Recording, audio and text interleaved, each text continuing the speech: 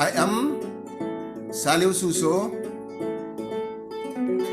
playing traditional African instrument called kora.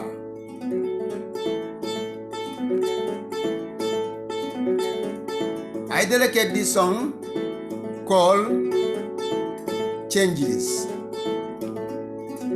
to the United Nations, United African Congress, the Earthright Institute, New York City, USA. Mr. Chairman,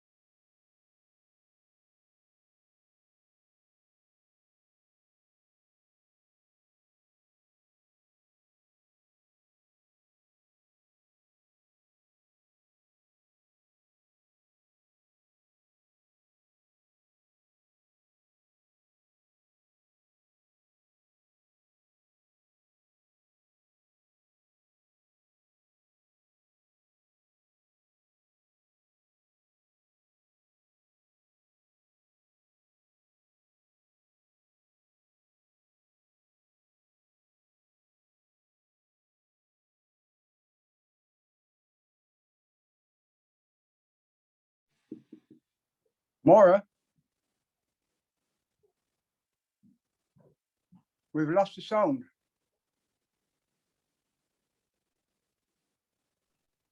Welcome, everybody. Welcome, Okay, everybody. we shall begin.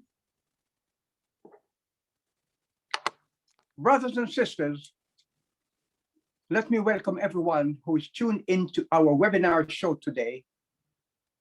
That includes participants and the speakers. Good evening, good night, perhaps good morning, wherever you are. My name is Gordon Tapper, a former section chief at the United Nations, founder of the Give Them a Hand Foundation, an NGO, president of the United African Congress, and a board member of the African Renaissance and Diaspora Network. This is the 10th in our series of webinars. The previous 9 were all focused on coronavirus in Africa. However, this webinar deals with the global pandemic and particularly what is happening in the developing countries. We all know how this malevolent and deadly virus has brought death and destruction to the entire world over the last year and a half, since it first reared its ugly head in Wuhan, China. What to do? The topic of today is the case for the COVID-19 vaccine. And there's a sub-theme, which is access and distribution. As you may deduce from the title, we, the organizers, which comprises the United African Congress, Give Them a Hand Foundation, the International Association of Applied Psychology, and Black Star News, we firmly believe that the vaccination is the best and perhaps the only way, coupled with physical distancing and mask wearing, that we have that can defeat the disease and hopefully relegate it to a health threat no worse than the flu. We will look at the myths and conspiracy theories that abound, as well as the bona fide considerations, and then we will make the case for the vaccination. We will look at the disparities in access to vaccines between wealthy countries and the developing world, and the efforts of the WHO through COVAX to see that there is a better distribution. We will consider the cost in lives, the economic impact, the impact on food security, the disparate impact on Black and brown people, on women particularly, and on the poor. As of today, there have been 153 million cases worldwide and 3.2 million deaths. COVID-19 does not stand still. About a month ago, Brazil was having the most infections on a daily basis. Before that, the United States had the most daily infections. Today, it is India. COVID-19 does not stand still. We see those grim videos and sound bites coming from that country, India, and we are moved by the pain of the people. However, I'm not a speaker on today's program, as you have guessed. I'm only the moderator. So I will leave that to our guests to inform and to educate you on the subject. Yeah, we have a very interesting program lined up for you today. We have 4 segments. First, we will hear from 3 ambassadors, and they will speak about the challenges their country face with regard to vaccinations and the response of their people. There is His Excellency Sadiq Y, Ambassador of Sierra Leone to the United States, His Excellency Mahamadou Nimaga, Ambassador of Mali to the United States, and His Excellency Frederick Hegbe, Ambassador of Togo to the United States. They will be followed by some health professionals, a research scientist, and a social activist. Following that, there will be questions posed by members of our Resident Health Coalition, Dr. Judy Koreansky, Dr. Noor Sain, Stephanie Evans, and Milton Alimadi. With that, let us get going. I now invite Ambassador Y to the microphone. And those of us who have known Ambassador Y over the years in his previous life in New York City, we know of his dedication to improving the welfare of people of African descent, the African immigrant communities, and of course, a proponent of African unity. He has taken the same passion with him to Washington, D.C., where he has brought new energy to the diplomatic community. Ambassador Y, the stage is yours. Thank you very much, my esteemed President of the United African Congress and your colleagues, the most distinguished Dr. Koreansky, Ms. Stephanie Evans, Dr. Mohamed Noor Hussein, and perhaps the best journalist Africa has that has continued to publish his newspaper, giving us a platform when nobody wants to listen to us, Mr. Milton Alimadi. So I really want to thank you and your entire cast of supporters and participants in this process. I should start by saying you are making history again today, that you have been able to assemble 3 ambassadors from different parts of the world to participating in this very, very important forum. Normally, some people get 1 ambassador and they are happy, but knowing the incredible leadership that you have provided and you continue to provide globally, it is a unique opportunity for me. I'm humbled by the fact that I'm being joined by perhaps some of the best of the brightest of the African diplomatic corps, my brother and good friend, Ambassador Nimaga, and my brother and good friend, Ambassador Frederick Heber. Since the president was very clear, this is not a time for me to talk. This is a time to deal directly with the subject matter, and he had asked that I submit my remarks that I'm going to produce, but due to the fact that I've been so busy here, so I wasn't able to do so. I'm going right to my to the assignment. As we all know, ladies and gentlemen, globally, COVID-19 brought the whole world to a standstill. It is a new virus that no human had ever heard of. And unfortunately, it is having a heavy toll on underdeveloped countries, including my own. Clearly, the distribution of vaccines is nothing to write about in my home country and where the continent of Africa is concerned. And the mantra of the United Nations is collaborative efforts to eradicate challenges from these adversities. Many countries, my country, Sierra Leone, is struggling to bring the COVID-19 pandemic under control. Sadly, the civil war that left over 50,000 people dead, devastated health structures, and as a people, a nation, we are struggling to ensure healthy lives and promote well-being for all at all ages. The Ebola scourge, as many of you know, and I want to pay special homage and thanks to these dynamic leaders, including President Gordon and all the coalition, for having really worked with the three countries about the Ebola scourge in 2015, the mudslide in 2016, the flooding in 2017 that swept the cities, and now the COVID-19 pandemic, which have weighed very heavily upon our own health infrastructure.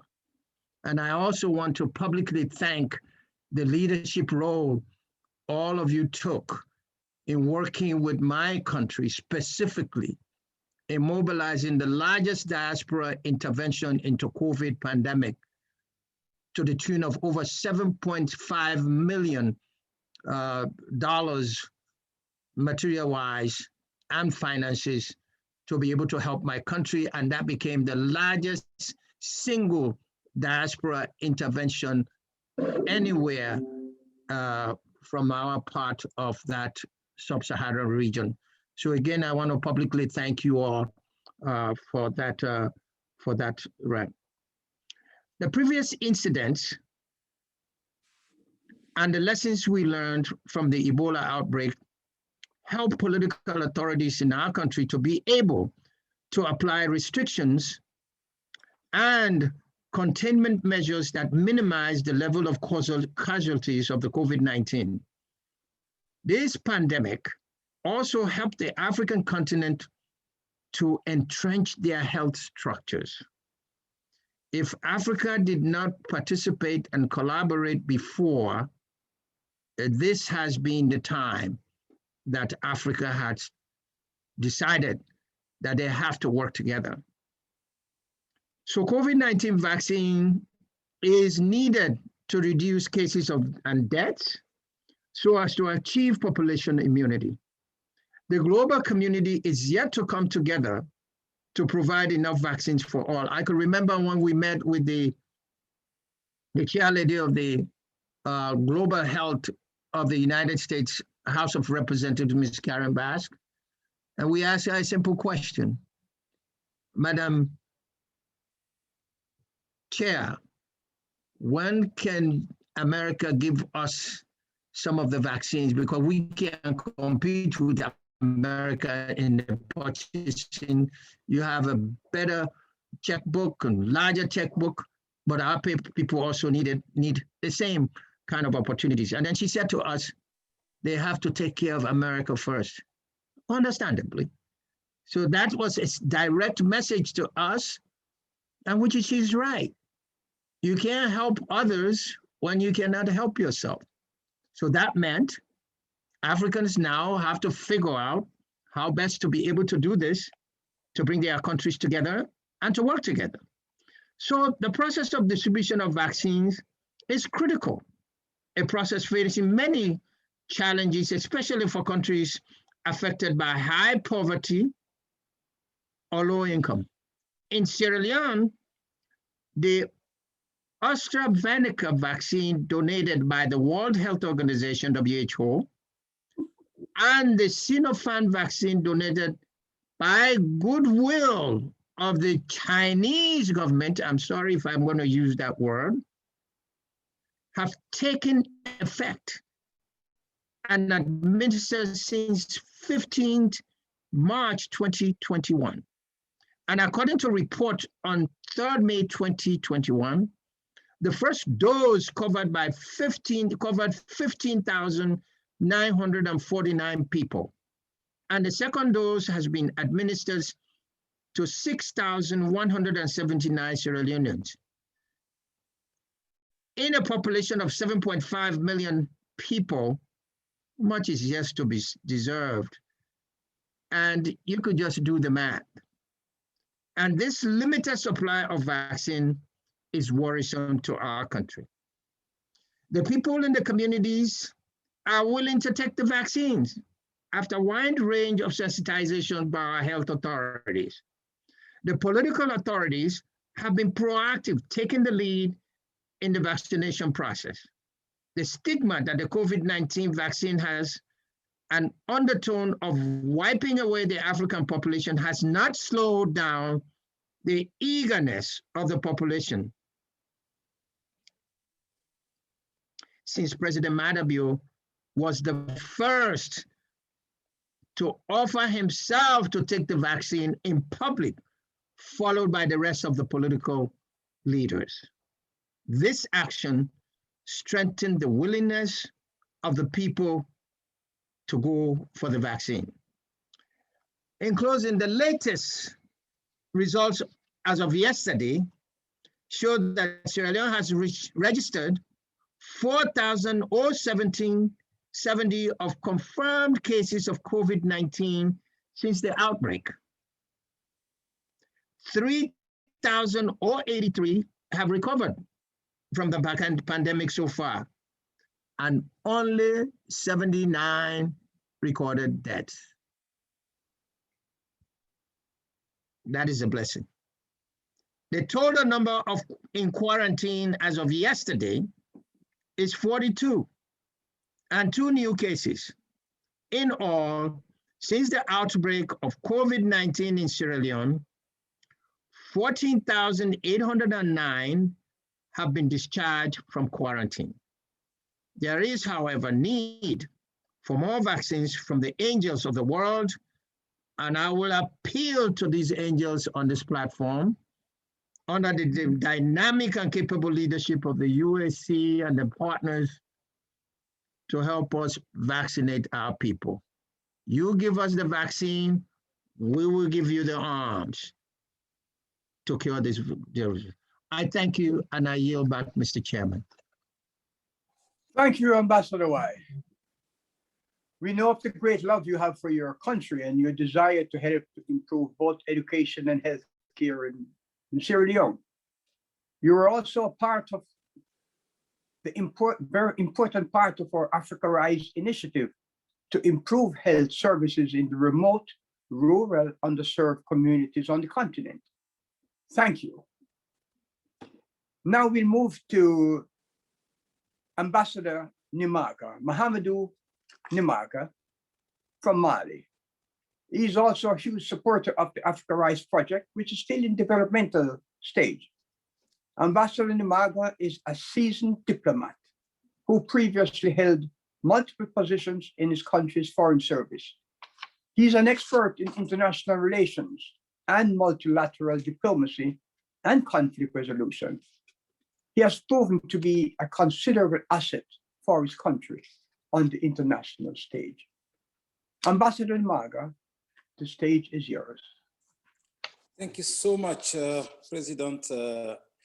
I will say the same word that Ambassador Wai, our President Gordon. Thank you so much for, so good afternoon to all the participants of this webinar. The topic is very interesting. The only thing I can figure out is I can see that all the participants are doctor or professor. So allow me to talk about medicine, but I'm not coming on for this area. Maybe you will forgive me to be not constancy. So let me first start by thanking the organizer, Gordon, Judy Kuriansky, Nurisen, and all of you to invite me to this important webinar. I would like to welcome the ID and will always be with you.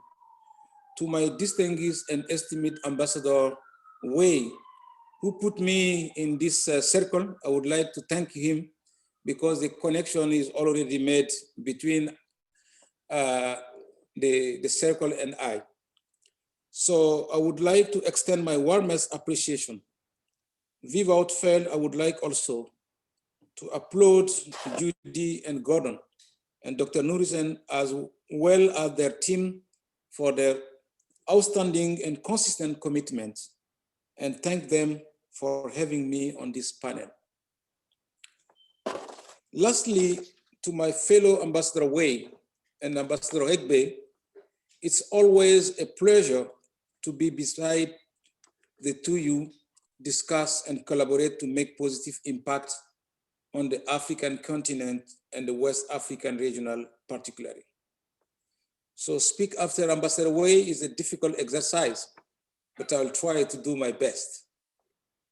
As reported by the World Health Organization, the COVAX initiative has so far delivered 80 million vaccine doses to 41 African countries, whilst 7 countries, include Mali, have already exhausted the vaccine they received from the UN-backed COVAX scheme and have to wait until early May or June for more. Other countries have not been able to use AstraZeneca vaccine before the advertised expired days.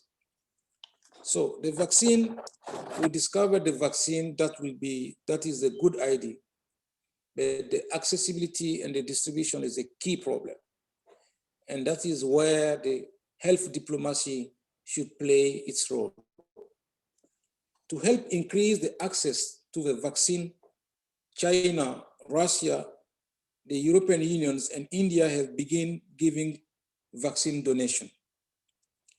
As of April 19, 2020, WHO had reported that India as the main COVAX supplier for African countries.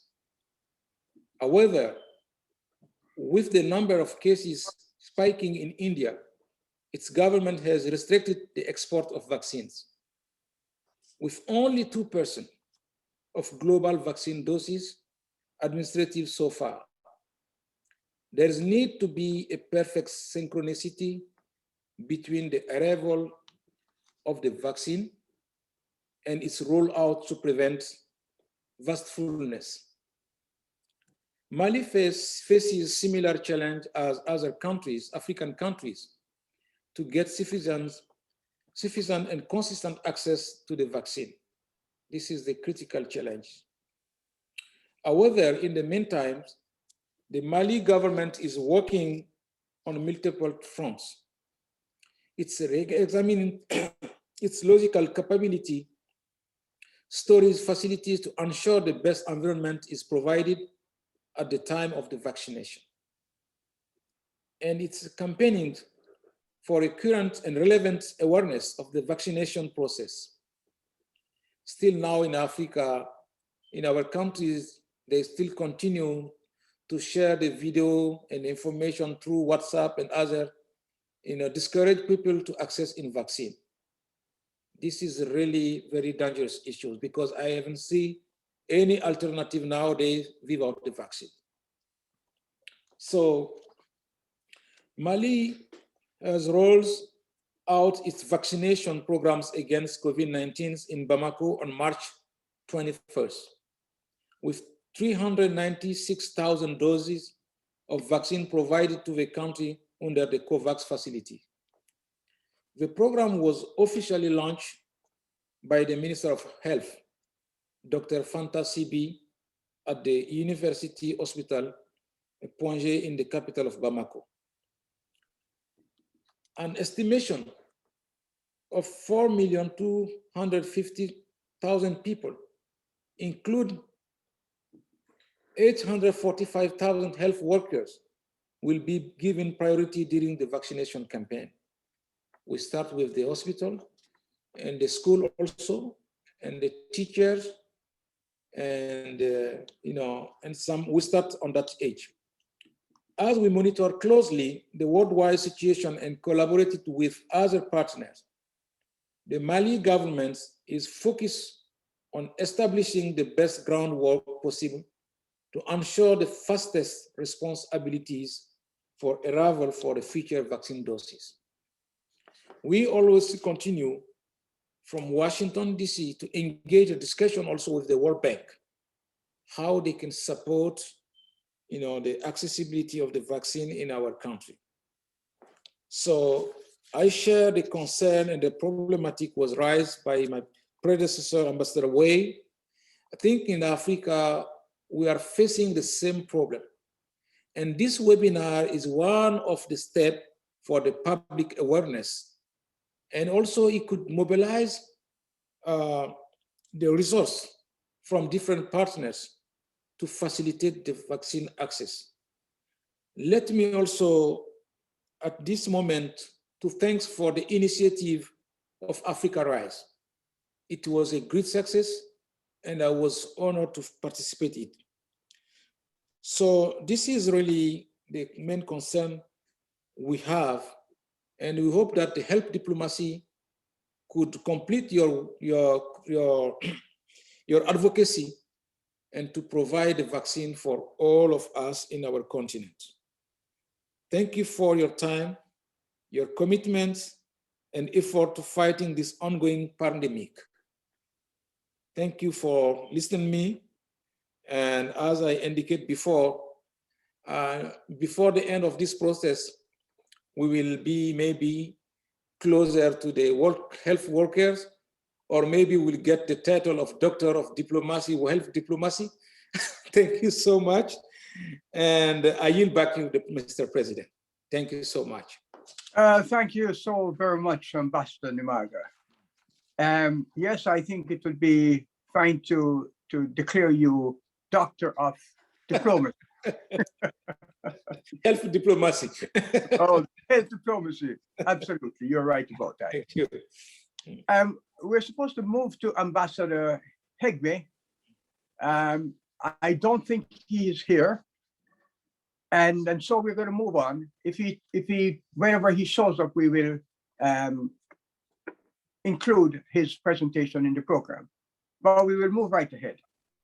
And we have, at this point, a video that we would like to show you. Our next segment, we will have the health experts and activists who will be speaking. And so in preparation for that, we have this short video, Voices from the Field. We will be hearing some people from on the ground in Brazil, in Guinea, in Democratic Republic of the Congo, and in other places. So listen and watch, or watch and listen.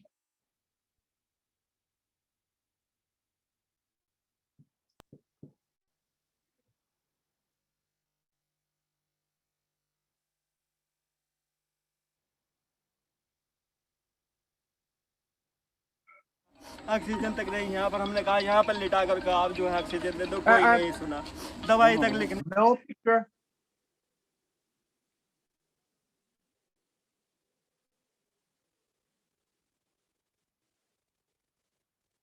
We have the audio, but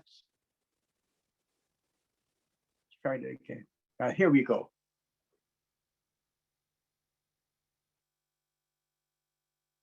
oxygen तक नहीं यहाँ पर हमने कहा यहाँ पर लिटा कर कहा आप जो है ऑक्सीजन दे दो कोई नहीं सुना दवाई तक लिखने के लिए तैयार नहीं हुआ Body after body being brought into this crematorium in India's national capital, New Delhi, that has seen a huge surge, not only in cases, but in fatalities as well. Brazil's Amazonas region may be very isolated, but people there are facing the same problem as everyone else around the world. They haven't been spared from the coronavirus pandemic. A gente pensa naquela família que está sofrendo. The number of such coffins is surging at the Sao Paulo Public Cemetery. From above, you can see the thousands of newly dug graves. Experts say the causes of the new surge are myriad: a more transmissible variant, few vaccines, relaxed lockdowns. No matter the cause, these are the effects. With COVID nearly 3 times more deadly in Black and Latino communities, Only 6 of Africa's 54 countries have begun to vaccinate their populations. Over a year into the COVID-19 pandemic, some countries are experiencing a spike in cases. Even with the vaccine available, it's not always accessible and accepted. To find out about this, our health coalition checked sources and asked people on the ground in our colleagues' communities.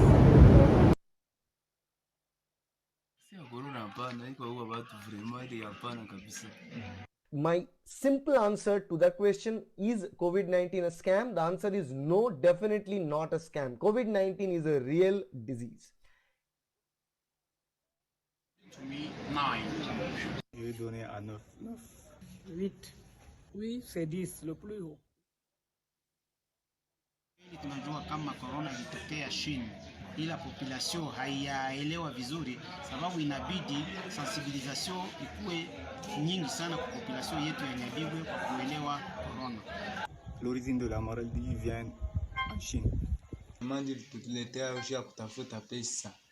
On m'a dit que ça vient de Chine, à Wuhan. Mais je ne sais pas.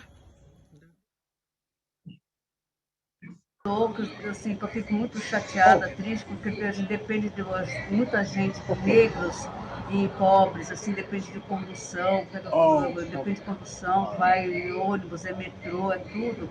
Ile ya corona tuitaki tena juu hizi makashi nesi natusumbua sana. Atutoke atwende sabule mtu atezenda Rwanda atwende wanatusumbua sema makashi ne tunao mikono hapana, si tushakatala tushachukia vile tu sana. Sisi tualishia kazi sana juu kazi haiendeke tena mzuri, atuzishe na kumafete hatuende tena kome ilifogisi tulikuwa nenda kumafete mbele. En tant que personnel soignant dans cette population sous-informée, nous ne recevons plus des malades puisqu'ils ont peur d'attraper le coronavirus à l'hôpital et deuxièmement, ils ont peur d'être vaccinés contre le Covid. Les malades sont incapables de se payer les soins de santé et ceux qui arrivent au niveau de l'hôpital nous évadent et sont incapables de payer leurs factures. Ou dans une population qui est pauvre.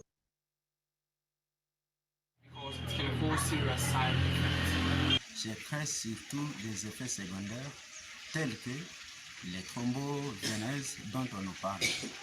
Anti-vaxxers are also targeting Microsoft founder Bill Gates for his vaccine advocacy and falsely claiming microchips are being inserted into vaccines. There is hesitancy. It's cultural. It's distrust of the government. We hear a lot of hesitancy based on, well, this was developed too quickly, or trying to feed into the different conspiracy theories that, you know, the mRNA vaccines are going to alter my DNA. I have a problem receiving any vaccine from any entity. Singer MIA tweeting, "If I have to choose the vaccine or chip, I'm going to choose death." Since then, MIA has clarified her stance, tweeting in part, "I'm not against vaccines. I'm against companies who care more for profit than humans." There is no way, as long as I'm living, that my children are going to be injected with that. An even more serious problem among communities of color, vaccine hesitancy. No, I want to receive that vaccine. Non, je ne suis pas sûr avec le vaccin du Covid. Je dis oui à la vaccination. Oui, si c'est nécessaire, je vais prendre. É muito importante para que todo mundo que se tiver essa oportunidade de tomar essa vacina. Tomei a primeira dose, estou ansiosa para tomar a segunda dose, porque eu acho que é a única forma das pessoas, de todos nós, nos prevenirmos contra isso. Avant, on avait beaucoup de doutes. Mais quand j'ai vu les présidents américains se vacciner, européens, j'ai vu toutes les grandes personnalités qui ont pris le vaccin. Vraiment, j'ai eu confiance et moi-même, je me suis vaccinée.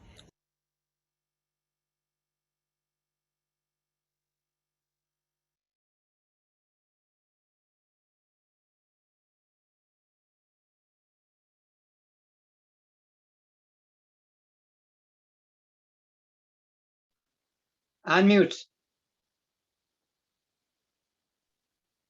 Unmute, Gordon. Okay, thank you. I was saying Dr. Judy has done an excellent job with that, putting that video together with the help of Joel Zinzu. And Zinzu is the son of former Benin ambassador to the United Nations. Some of you may know him or know of him. He was very active in the diplomatic community in New York, not Washington, D.C., but I think he's probably well known. I understand that Ambassador Hegbe is trying to get on, and I would like to be able to wait a few minutes to see, no, not a few minutes, a few seconds, 30 seconds, to see if he can get on, so that it does not break the flow of the second part of the program. But of course, whenever he gets on, we will accommodate him. Excuse me, Gordon, I think the link is not working with him. If we could send him the we are sending it to you, Ambassador Nimaga. Okay. Maura is sending it to you, and you can forward it to him. Okay. Okay. So I'm going to move on. I will move on now, and then we will. Gordon, I just resent it. Okay. So I think it may take him a little while to get on. You also have his video or PowerPoint presentation. I'm not exactly sure what it is. But we wait a few seconds for him.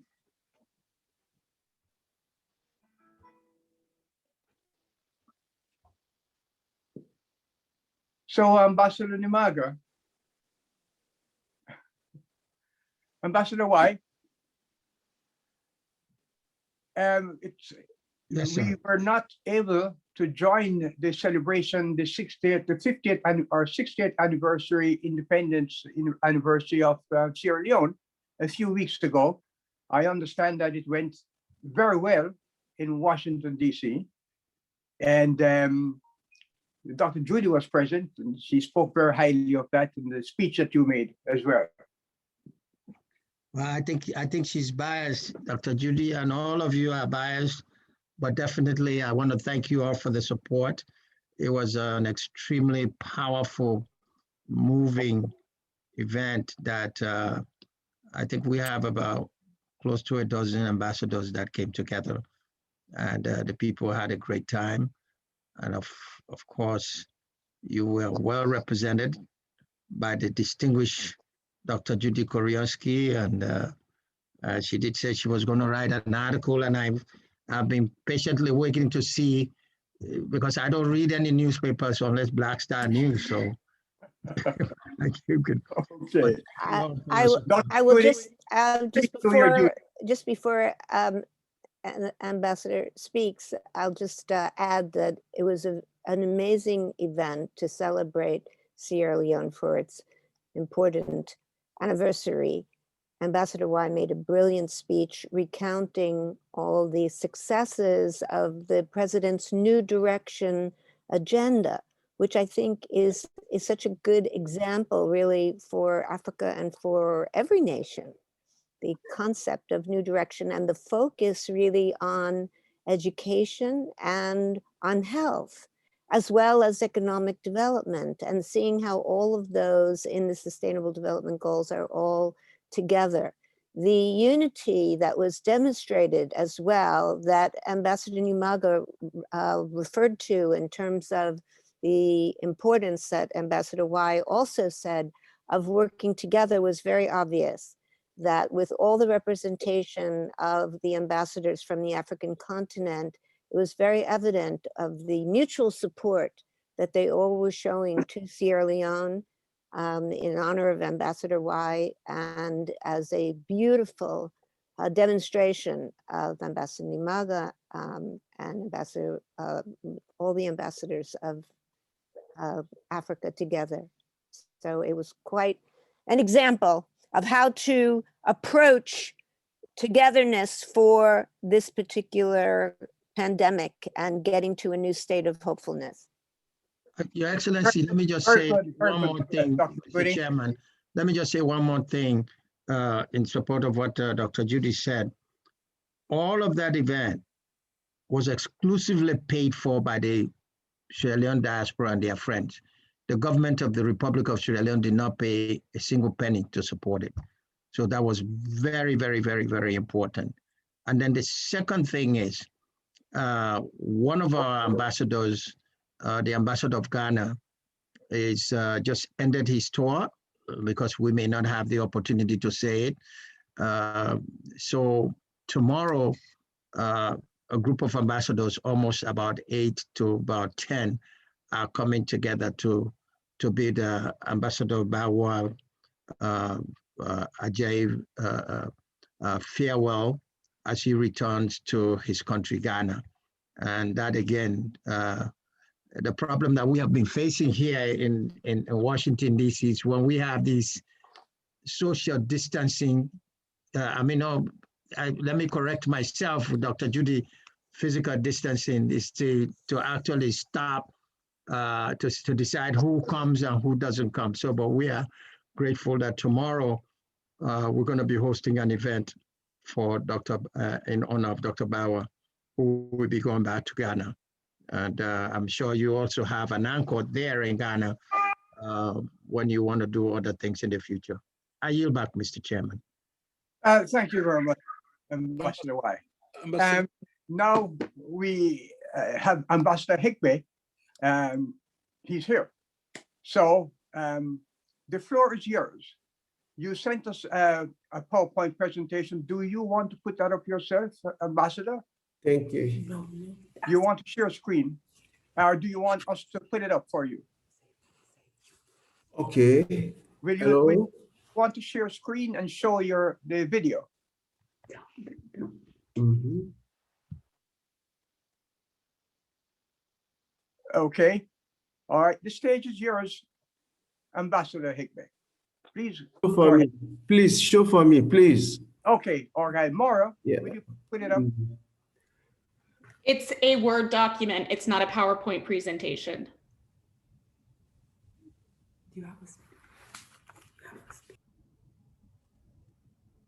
Yes.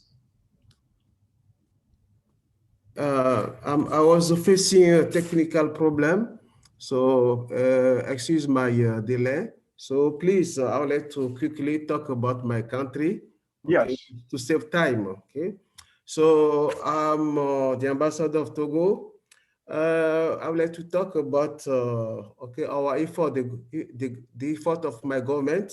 Okay, in my country, Togo. In Togo, from January 3rd, 2020 to 6 May 2021, there have been 13,068 confirmed cases of COVID-19 with 123 deaths reported to World Health Organization, WHO, as of 5th May 2021.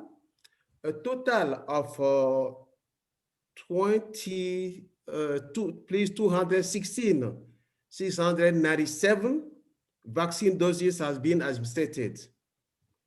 On March 7th, 2021, the government of Togo welcomed its first batch of AstraZeneca anti-COVID-19 vaccine as part of the World Health Organization, WHO COVAX. The batch included 106,000 doses of vaccine, 157,500 syringes, and 1,575 safety boxes to be used for immunization targeting health personnel and the people over 30 years in the capital Lomé and its outskirts. UNICEF representative to Togo being presented at the reception, commend the efforts of the government of Togo to be one of the first countries in the world to receive the first batches COVID initiative vaccines so as to protect the most at-risk populations against COVID-19. The government of Togo received a batch of 200,000 Sinovac vaccine donated by China on Friday, April 23rd, 2021, in support to its fight against COVID-19 as part of the cooperation between the two countries. Sanitary measures. The Togolese government launched the COVID-19 vaccination campaign on March 10, 2021. This campaign started with health workers before spreading to other targets and the whole country. It now concerns all Togolese aged 30 and over. From March 10 to April 14, 160,000 people have been vaccinated across the country thanks to the mobilization of all. 98% of health workers vaccinated. Within a week, the country vaccinated 98% of its health workers, the priority group identified in the national vaccination strategy. Within 2 weeks, 19% of people aged over 50 years in the Greater Lomé, the capital city of Togo, where 72% of all COVID-19 cases in Togo were also vaccinated. The Togolese authorities, to make access to COVID-19 vaccination easier, have made it possible for people to use their mobile phones to register for COVID-19 vaccination on a dedicated platform. More than 50,000 people had registered for vaccination through SMS on their phones and on the websites. Togo records 12% of peak and falling, 2 infections per 100,000 people reported last 7 days. COVID-19 infections and the decrease in Togo with 24 new infections reported on average each day. That's 12% of the peak, the highest daily average reported on April 2nd. Sadly, in emerging of our developing countries, there is a lack of oxygen and vaccine supplies in developed countries with for any excess vaccine should take an immediate action to distribute their stock. In the Council of Ministers for the Togolese government of March 24th, 2021, the government decided, in addition to the already existing barrier measures, the prohibition of all gatherings in certain crowded places of the capital. Through these measures, the government wants to slow down the curve of new contaminations and preserve the lives of Togolese. The government immediately applied rigorously penalties for non-compliance to these measures. Meanwhile, the vaccination campaign continues with mobile teams across the country. International organizations and NGOs are welcome. Please, I would like to thank you for your kind patience and for your kind indulgence and for your patience. Thank you very much. Thank you, Ambassador Hikwe. I should have told the audience that You have been ambassador, representative of your country since 2017. I know that you've been in the Ministry of Foreign Affairs of Togo since 1978, and you had several consular postings in different parts of the world. And in Washington, D.C., for a number of years, you've also been a teacher, a professor at a university and done training. So I think you have really great experience that you've brought with you to Washington, D.C. And thank you for being on this program. And so now we will move to the voices of the health experts now. And the first up is a young Ethiopian-American research scientist who is also head of the Boston CDC quarantine station. She's Dr. Hiwoti Solomon. She's on the front line trying to prevent diseases from foreign origins entering the country. Thus, she has her work cut out for her at this time of COVID-19.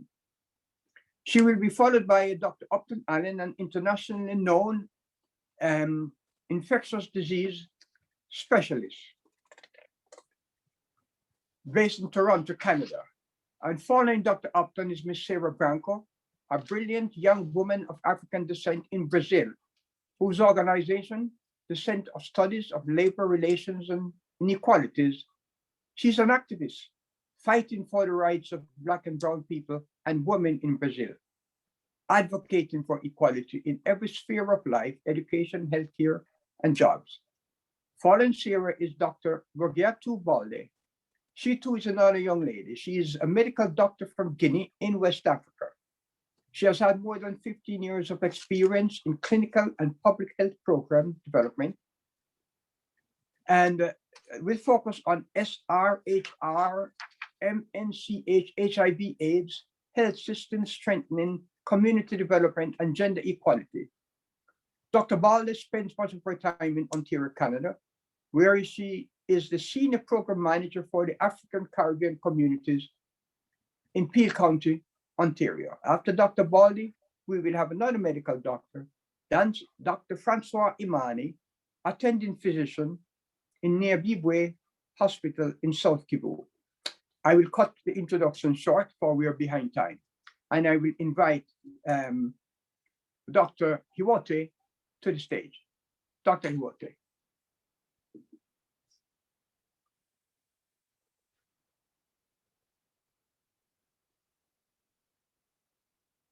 Hi, can you hear me? Yes. Great. Can you see my screen? Yes. Okay, great.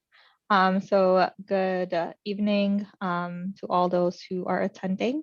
As Gordon said, my name is Hiwoti Solomon. I'm currently the officer in charge at the CDC Boston Quarantine Station. I want to thank the organizers for inviting me to this webinar today. Today I will give a short presentation about the COVID-19 vaccines and some facts and myths about the vaccines.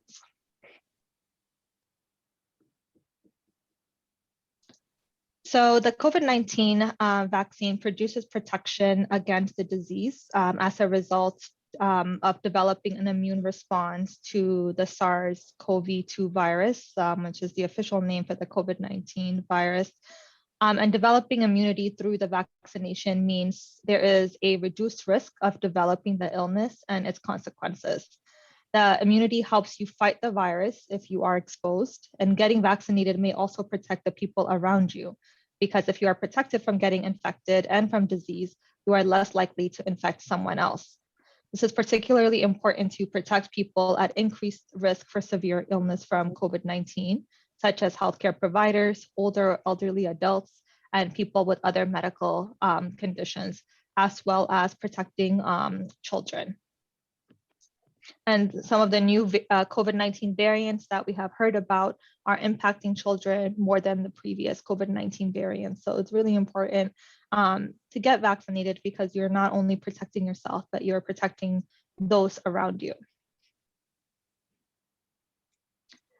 So the COVID-19 vaccine is safe for most people 18 years and older, including those with pre-existing conditions of any kind, including autoimmune disorders. Some of these conditions include hypertension or high blood pressure, diabetes, asthma, pulmonary, liver, and kidney disease, as well as chronic infections that are stable and controlled.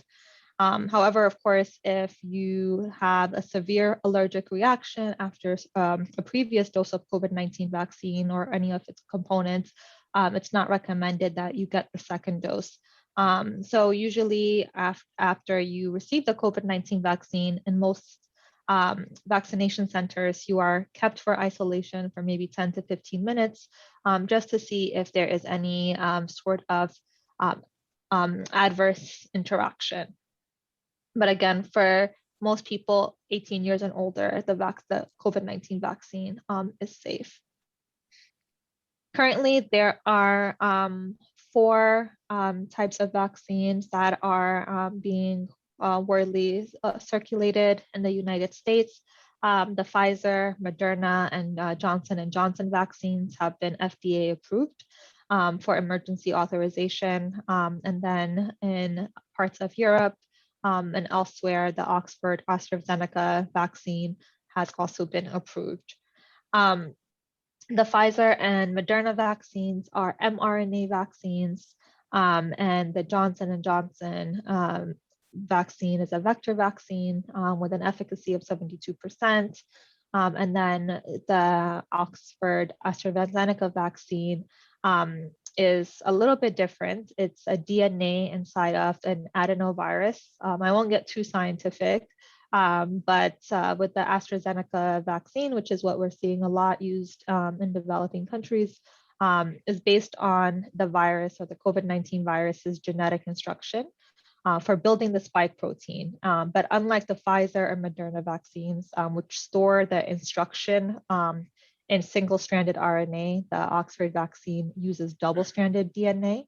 And so when the development of this vaccine, they added the gene for the coronavirus spike protein to another virus called an adenovirus. And adenoviruses are common viruses that typically cause colds or flu-like symptoms. So they used a modified version of this. So once it can enter the cells, but it can't replicate inside of them. Like any vaccine, COVID-19 vaccines can cause mild side effects such as low-grade fever or pain or redness at the injection site. Most reactions to vaccines are mild and go away within a few days or even a few hours on their own. More serious or long-lasting side effects to the vaccines are possible, but they are extremely rare. Vaccines are continually monitored to detect any rare adverse events. As you saw with the Johnson & Johnson vaccine, there was a temporary pause on the vaccine after 6 adverse events were recorded, and those were 6 out of 7 million vaccines administered. So they're constantly monitored, and even some of the rarest adverse events, they are scientists and researchers who are looking at them every day and monitoring the data. And reported side effects to COVID-19 vaccines have mostly been mild to moderate and very short lasting. And these include fever, fatigue, headache, muscle pain, chills, and again, pain at the injection site. And the chances of any of these side effects following vaccination differ according to the specific COVID-19 vaccine. And honestly, it depends from person to person as well. So as we saw in the video, the voices from the field, and just if we look at any social platform, there are a lot of common myths that are out there circulating about both COVID-19 as a virus, but also the COVID-19 vaccine. So some of the myths are, COVID-19 vaccine makes people sick with COVID-19, and that's not true. None of the authorized or recommended COVID-19 vaccines or those that are currently in development in the US or other places contain the live virus that causes COVID-19. So that means the vaccine cannot make you sick with COVID-19. There's a common misconception as well that the COVID-19 vaccine will alter someone's DNA. The vaccines do not change or interact with your DNA in any way. There's some common misconceptions about it is not safe for me to get a COVID-19 vaccine if I would like to have a baby one day or become pregnant. And people who want to get pregnant in the future can receive the COVID-19 vaccine. Based on current knowledge, experts believe that COVID-19 vaccines are unlikely to pose a risk to a person trying to become pregnant in the short or long term. And there are another one is that if you have had COVID-19 before, people assume that they are immune. And that is not true. The immune response, including the duration of immunity to COVID-19 infection, is not yet understood. The latest data simply suggests that retesting someone in the 3 months or 90 days following initial infection is not necessary unless that person is exhibiting symptoms of COVID-19. And the symptoms cannot be associated with another illness. And again, there are several types of vaccines in development, and all of the vaccines are teaching our immune systems how to recognize and fight the virus that causes COVID-19. And sometimes this process can cause symptoms such as fever. But again, these are normal and are a sign that the body is building protection against the virus that causes COVID-19.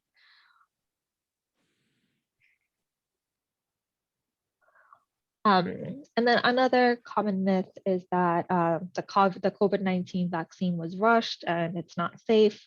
And again, the COVID vaccine was rapidly developed for several reasons. So the Pfizer and Moderna vaccines use a messenger RNA or mRNA technology. And even though this is the first mRNA vaccine, researchers have been working with mRNA vaccines for at least a decade. So it's not new. The vaccine itself is new, but so is the virus. So, but the technology behind the vaccines are not new.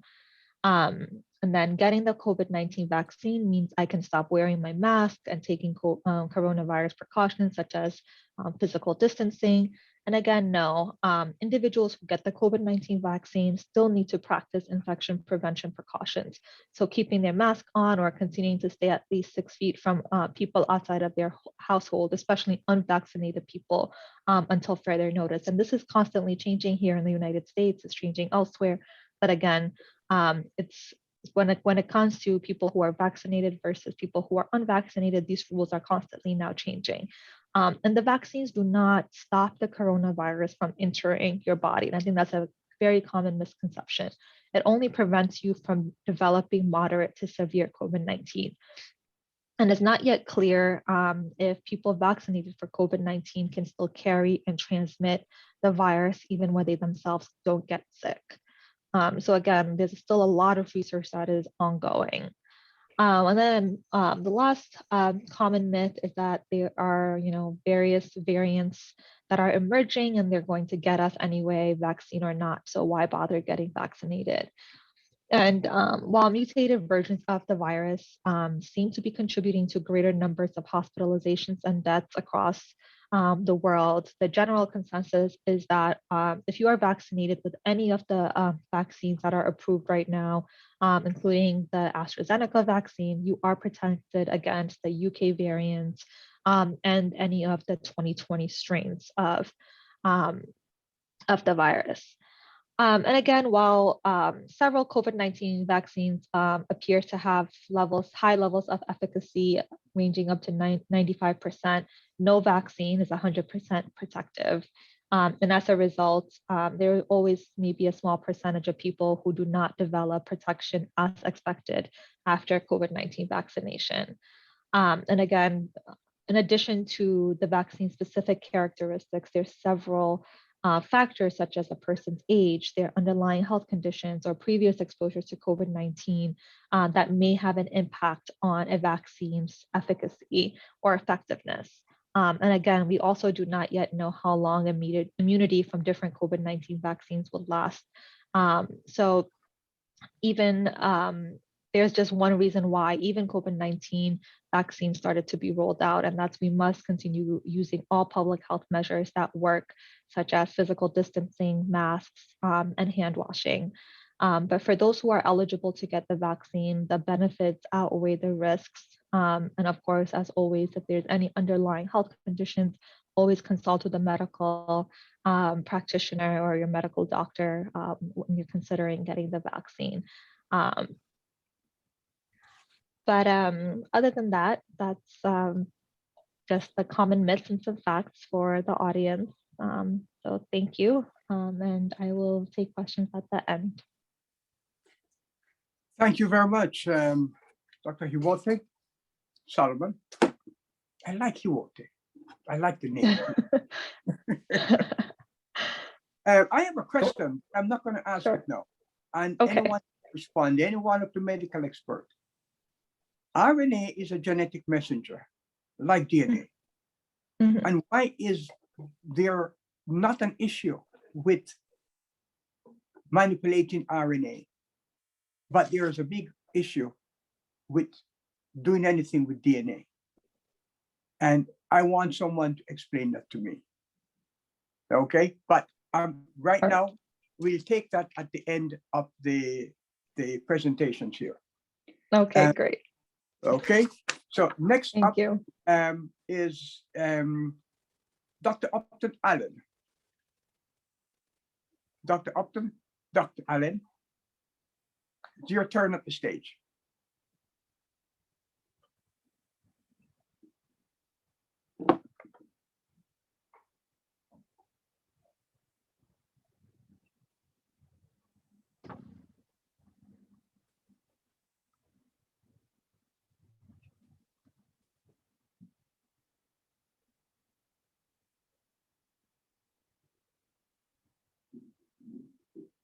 Yeah, unmuted.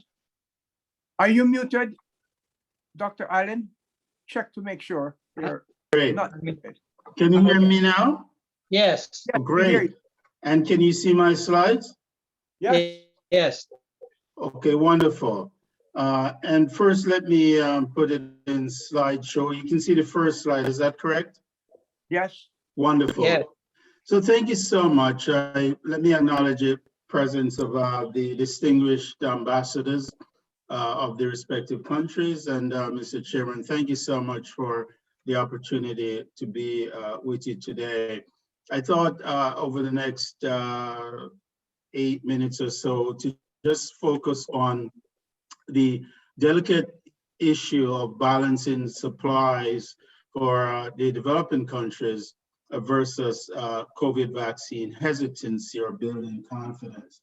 Let me start by showing you 2 slides from the Johns Hopkins group that looks at the current status of vaccines around the world in terms of the various countries and whether or not vaccines have been introduced or being planned. And you can see in green, based on the Johns Hopkins summary, most of the countries around the world have either introduced vaccines or are in the process of planning to do so. We recognize, of course, varying levels of introduction. Some are very preliminary, others are very much advanced. But this particular slide is of great importance in the sense that it looks at the various vaccines that are used in different countries or being considered for usage in different countries in relation to the particular countries. And as you can see in the light blue, the Oxford AstraZeneca vaccine is being used in more than half as a single agent, being used or considered to be implemented in more than half of the countries around the world. And indeed, when you look at the deeper blue, where multiple vaccines are being used in many of these countries, So for example, like in Canada, we use not just the mRNA vaccines, but AstraZeneca as a vector vaccine. With that, we are in a very delicate situation internationally at the moment because of the challenges faced by the vector vaccine with respect to their associations with clots. And I say that we're facing a challenge because there have been rather confusing messages coming from various jurisdictions around the world, including my own country, Canada, that has cast a shadow of doubt on the safety of the Oxford AstraZeneca vaccine, and in fact, secondarily, the Johnson Johnson vaccine. And so if countries such as the United States and Canada end up indicating that the mRNA vaccines are preferred, it might send a negative ripple effect around the world, given that, as I showed you on this slide, the vast majority of countries are thinking about using Oxford AstraZeneca vaccine. So the future of the Oxford AstraZeneca vaccine is crucial as it relates to the ability of diverse countries around the world to retain and maintain and build confidence in the COVID vaccines, particularly the one that many of them are considering using, and that is the Oxford AstraZeneca. So with that, let me focus on some of the things that we've been doing here in Canada, in Toronto in particular, around the issues relating to vaccine hesitancy and strategies to try to build confidence. I was asked by the Royal Society of Canada recently to draft a statement on this issue. And I came up with the idea that, you know, when you think about hesitancy, vaccine hesitancy in the context of COVID, it's a product or a sum rather of access to vaccines, beliefs, and confidence, all proportional to hesitancy, where people in some areas might be hesitant simply because of problems with access and they give up. And this is not just across countries, but within countries, within communities. There are beliefs that some people have that might be related to their religions.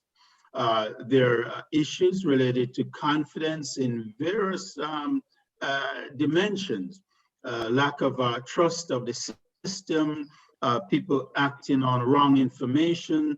There are even evidence of deliberate misinformation, various myths and misconceptions that are very prevalent and erode confidence in the COVID vaccines.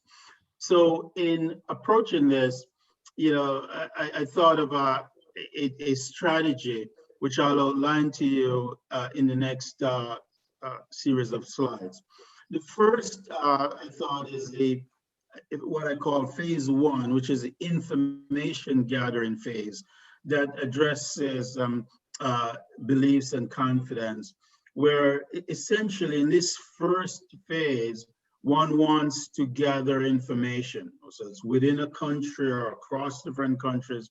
One wants to obtain information so that it's really clear what are the reasons for lack of confidence or hesitancy, recognizing that the reasons might vary across different countries and different communities simply because of differences in lived experience. This is really important, where what might apply for some jurisdictions might not apply in other jurisdictions. I had an opportunity to interact with some young men in Canada a few months ago, and in conversation, I brought up the story of the Tuskegee experiment in the United States, and none of them had ever heard of the Tuskegee experiment, but that is directly relevant to the Black experience around the world, and particularly in the United States. So information gathering, crucial at first step in addressing hesitancy and enhancing confidence. The second is providing very accurate information. As our previous speaker recognized the importance of this in terms of dispelling diverse myths. And the approach that we've suggested and we're working on, at least one of the approaches, is a mechanism to educate the educators, to ensure as healthcare professionals, as community leaders, as individuals who people look to for information, that we are as educated as we possibly can on vaccines related to COVID, so that when we speak to individuals in various communities, we are well informed. They look up to us and they trust us. And so it means identifying who those individuals are in different communities to ensure that the people to whom communities look up to are well equipped with accurate information. This is so important, whether it's explaining why the vaccines won't change your DNA, why it won't cause infertility.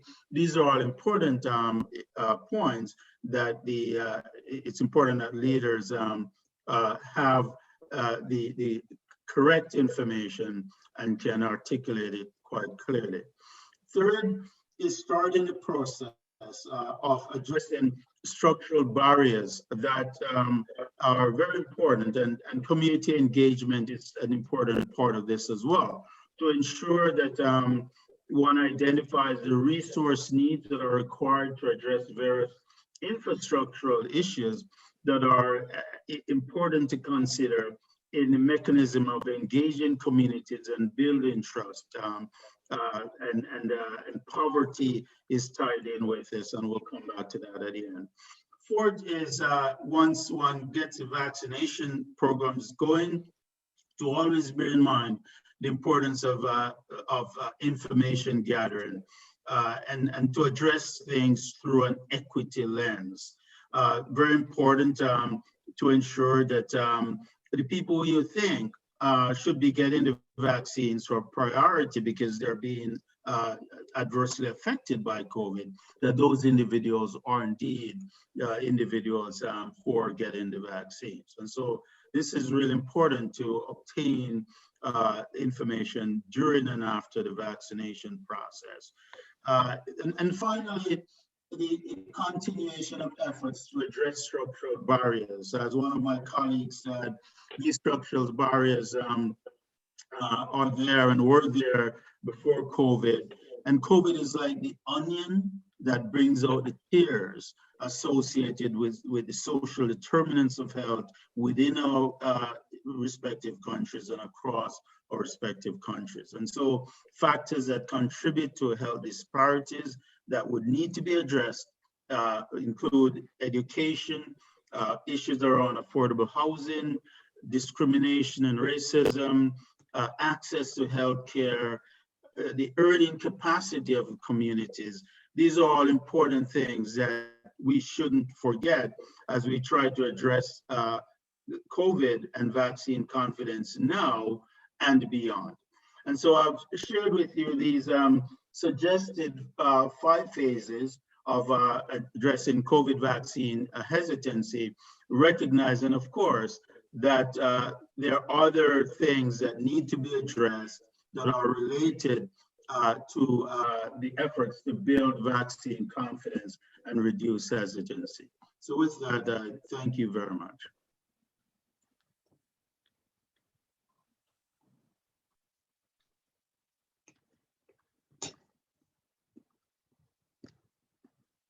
Sorry. Yes, Dr. Allen, thank you so very much for that tutorial. I think we've learned quite a bit from your presentation, and we will have to take it out into the wider community and let people know what we have learned actually. And I still have that question about the RNA and the DNA, when both of them are genetic messengers, and why people are not concerned about RNA, but concerned about DNA. Anyway, I'm going to move on to our next speaker, who will be Sarah Branco. I had introduced her earlier, told you about her, this young activist from Brazil, woman of African descent, who is an activist and a fighter for equality for people of African descent and women and people who are in a disadvantaged position. Sarah, the stage is yours. Thank you, Gordon. Can everybody see my screen? Yes. Yes. Yes. So first, good evening, everyone. It's an honor to share this panel with all of you, especially thanks to Gordon for inviting me to participate in this conversation, which is a very relevant topic. So my intention here today is to talk about the COVID-19 in the Brazilian context. So I'll share an overall view of what's happening now in Brazil and where vaccine lands in the middle of all of this. So this is a picture of this lady in protest saying that vaccines save lives. So I thought it was interesting to have this picture here. I'll start sharing the impacts of COVID-19. So right now, Brazil has surpassed the rate of 400,000 deaths and infections. And then I'll also share, as I speak, I will also make the reference to race, because I think it's important, because our social equalities has to do with racism. I will try to always bring Black and white people's data. So you see there's a balance when it comes to the infection between the both groups. So Black people represent 49.1% of COVID-19 hospitalizations, while white people represent 49%. But when we start talking about the death rates, that's when we start seeing the disparities.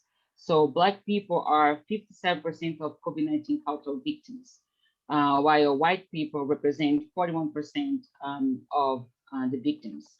And also one of the impacts of, another impact of the COVID-19 is the high unemployment rate. So in 2020, Brazil hit 13.5% of unemployment rate, which is the highest recorded in a long time here. And one of the reasons why we have such disparities and also the unemployment rates between when we compare especially Black people in Brazil and white people is the majority of the Black population, we are like in the formal labor market. So right now 47.7% of Black workers are in the informal labor market. And they are also part of the essential service workers. So as we know, racial inequalities places Black people in the social, in the bottom of the social pyramids. And also there is, because of these social inequalities, these people, they have difficulty to access health services in inadequate time. There's also the difficulties concerning geographic location. So we are talking about low-income communities that lack of infrastructures, and they are in places where the healthcare system doesn't work as it's supposed to do. So, for example, it takes longer for them to be transferred to the intensive care unit. So issues like that contributes to the disparities of the deaths among these Black people here. Moving forward, another thing that is very important to talk when it comes to the impact of COVID-19 is the hunger. So right now, because of the high unemployment rate, and also because a lot of the majority of the population here, big part of the population deals with the informal labor market. People in Brazil are dealing with food insecurity. So right now we have more than half of the Brazilian population dealing with food insecurity. So there's a lot of campaigns for donations. There's the work of the Black Coalition for Rights, which the Industrial Workforce there is part of it.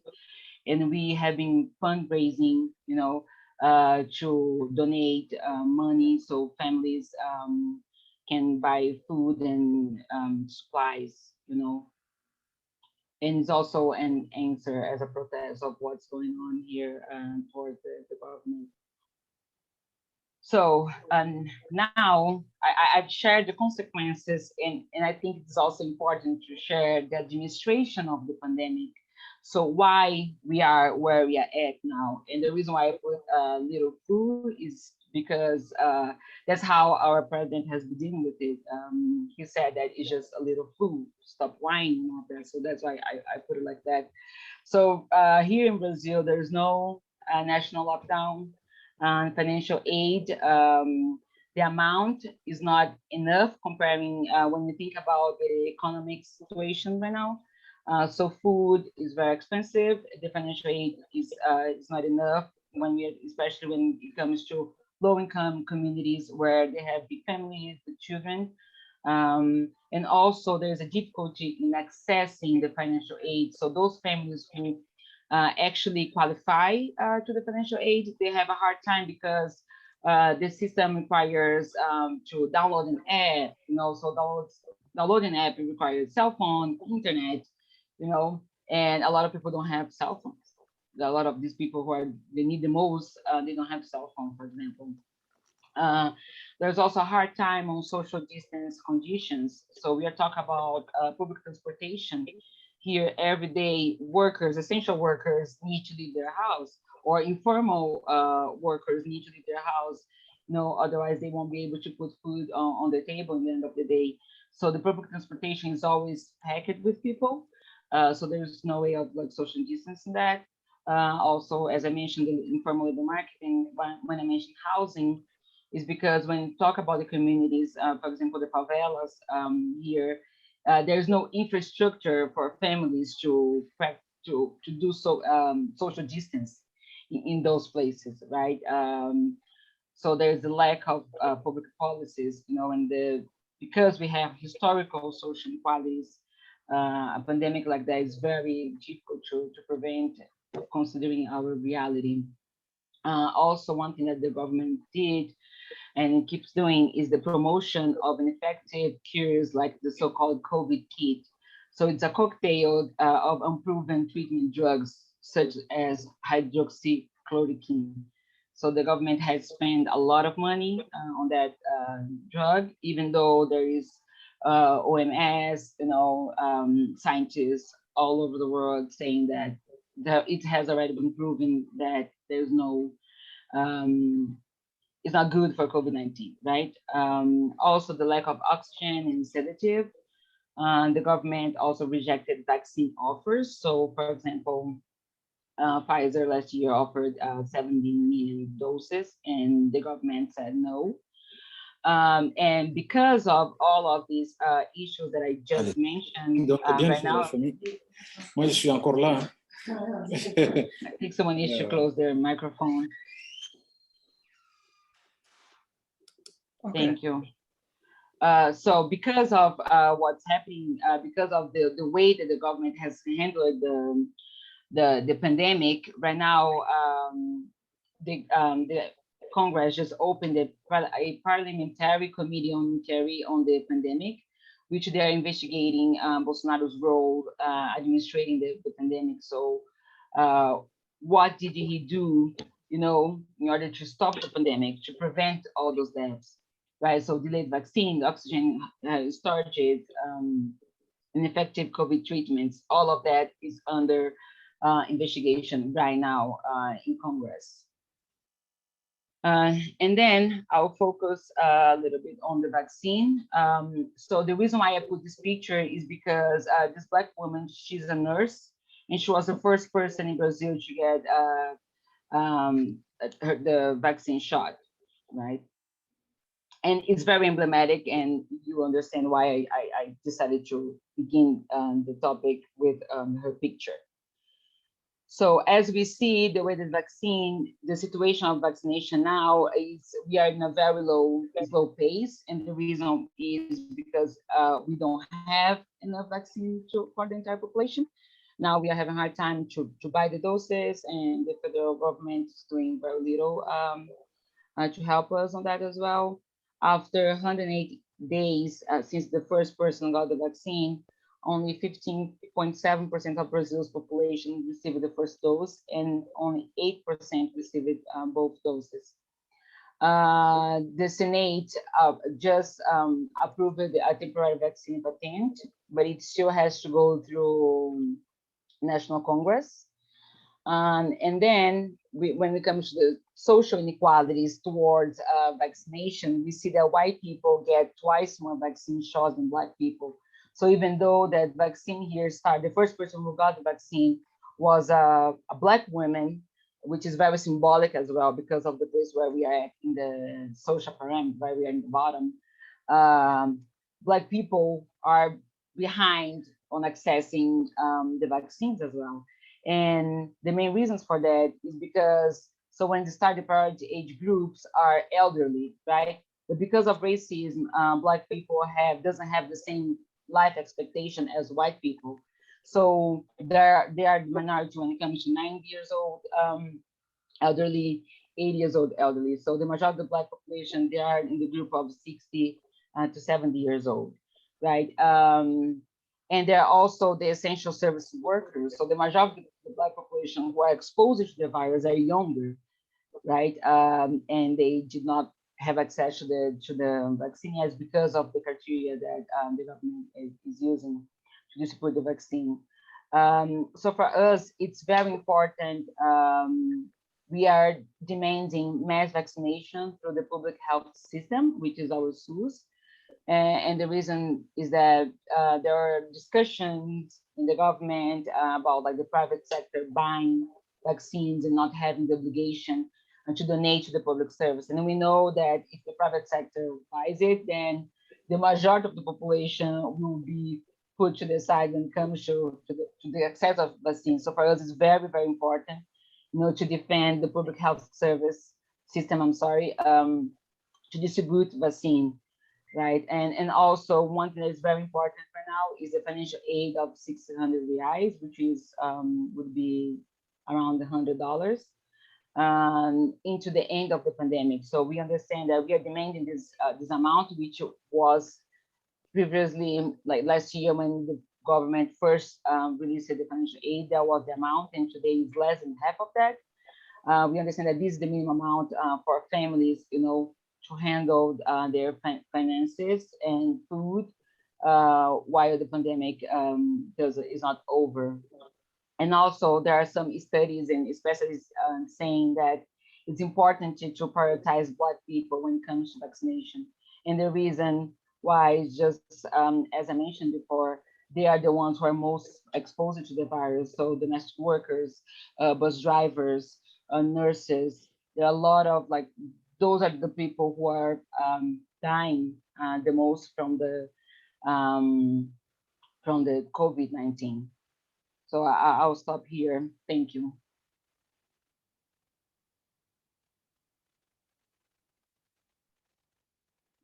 Thank you very much, Sarah. Very informative, very touching. I think we all have concerns about Brazil and the racial situation in Brazil. And people like Dr. Nursein, myself, Milton Alimadi, who is here,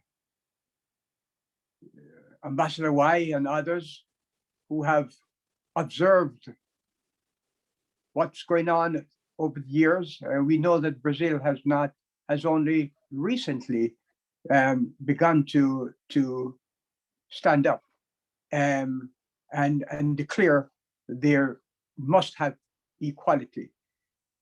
For years, the soccer players, the Pelés, the people like that would go to the best hotels and would be accepted by the elite. But that was just the tip of the Black community. The vast majority, the millions, could not even walk into that same restaurant or hotel that Pelé walked into. And it seemed to have been a status quo that people just live by. But I'm so happy to know that people like in your generation have decided enough is enough, that we would need to be at the table. And what can I say? Thank you for taking that position. Now we're going to move on, and our next speaker is Dr. Balde. And Dr. Balde, the stage is yours. Thank you very much for all these brilliant panelists. I think all that I had to say have been already said, either by the activists or my colleague, the medical doctors, or I mean, it's been a very interesting session, and I hope that we will take more from this session, not only, and it's going to be like tangible actions that will really lead to accessing the vaccine to the most vulnerable. So as Gordon said earlier, I do have many cascades. Sometimes I'm an activist, or I am a program designer, or I mean, a development agent, you name it. But today I will be really making the case as an activist and also as an activist of gender equality. Because when the COVID-19 pandemic hit in 2020, we have seen that many of women have been disproportionately affected with the pandemic for so many reasons. We are the frontline workers. That being said, women are exposed to the pandemic. And also when we take on the amount of care that has to be done, and then the level of food security, all those issues lay on our shoulders. So to that extent, I think accessing to a vaccine on a way in which it is equally provided to all of us would be really something that will make a difference.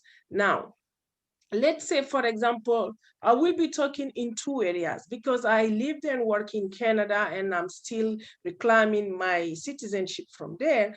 But I currently am working from West Africa and especially in Guinea where I come from. So I have all this perspective. For example, as my colleagues have said, Black people overall there has been a mistrust from between service providers and also service beneficiaries when we look at the diaspora. And that has been really been strengthened when the COVID hit, because then we had issues on accessing the right information and therefore having the trust to be able to access services on a timely manner. So when I'm not going to go through the statistic, we all have witnessed from our own eyes how many people have lost their lives, for example, in New York and in Brazil, in some other countries. So that numbers can speak for themselves. And second, when I take back to Africa, West Africa, where I am, my country as well as Sierra Leone and Liberia was also very much hit with Ebola a few years back. So when we look at that and then how the healthcare system was able to answer questions and also to answer the pandemic, we still have a lot of work to do in these two areas. So now, talking about, for example, the misinformation, when we look at the level of education, women are more likely have more likely a low level of education, therefore having less access to key information, even though they play an important role in the life and the day-to-day life of their families.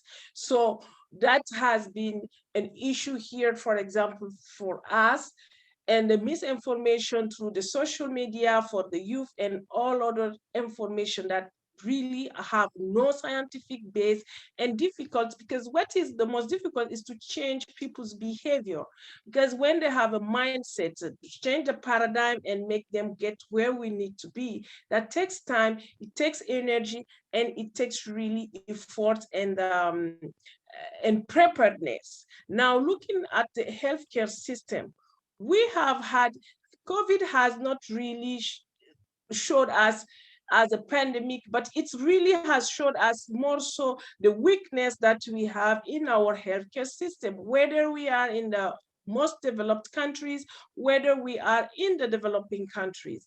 That to that extent, if you look at how people have lost their lives and how really the pandemic has spread around with a speed that would not even be controlled in so many areas, I think that has to be really, it has to give us a way to sit back and think of how really we can rethink and redesign our healthcare systems.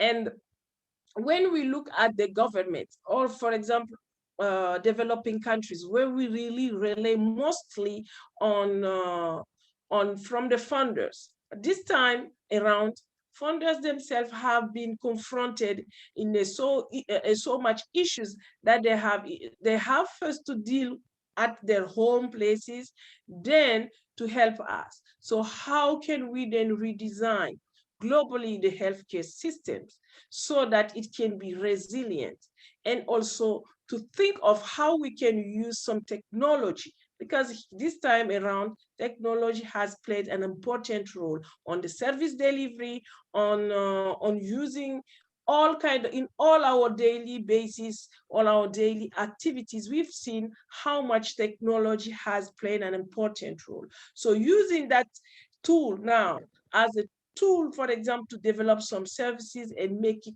really will be helpful for us to reach out our goals. Because the other thing that we are really talking about, we have been hit with COVID-19, but entire community and particularly development countries and the UN system have pledged for 2030. That is around the corner. What would be then our own result? How would we be reflecting our results by the pledge that all countries have already made and that has been ratified to the UN system? So those are areas where we really need to think of. And also when it comes to the immunization, I think it is so important that we have people get vaccinated, because when we have what we call the community immunity, then that will not only protect people around, but it also will help us to contain the pandemic. Because economically speaking, vaccine immunization is an externality. So by protecting yourself, you protect people around you, then you protect your community. And this is very real for us who are living in African countries. And when I take to my country, for example, we have a shortage of vaccine supplies. Our healthcare system is very weakened for already, as I said, with previous pandemic, Ebola, and particularly Ebola. So being able to provide this immunization to our most vulnerable would be really a way in which we will be working towards and advocating. But also, I think the healthcare system has and must be gender responsive, because unless we are able to work and walk side by side with our fellow gentlemen here present and everywhere, I think there will be a lot to feel, because we cannot only design programs for one part of the community or the population by leaving out the most important one. So this is what I would really recommend to each and everyone, to all the leaders who are listening, and to the excellencies here, because you are a big and high stakeholders across the globally and across your countries, is to advocate for equality in the vaccine. Like that will really help us to contain, and it will also help us get to where we pledged to be in 2030 for the Sustainable Development Goal. This is what I had to say. I'm not going to go to the scientific numbers speaks by themselves, but I think when we speak from our heart, from our mind, it resonated more than if we look at something that has been already said. So I thank you so much, and I look forward really to having an impact from this conversation to translate all what has been said here into tangible actions so we can reach to the most vulnerable. Thank you.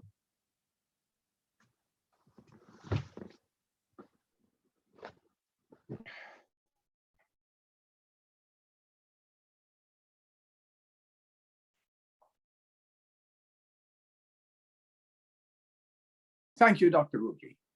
Very interesting. I see the red door behind you, and it reminds me that you are a part of the red card campaign, which is give the red card to anyone who abuses women. It's a soccer football term where anybody who commits a violation gets the red card.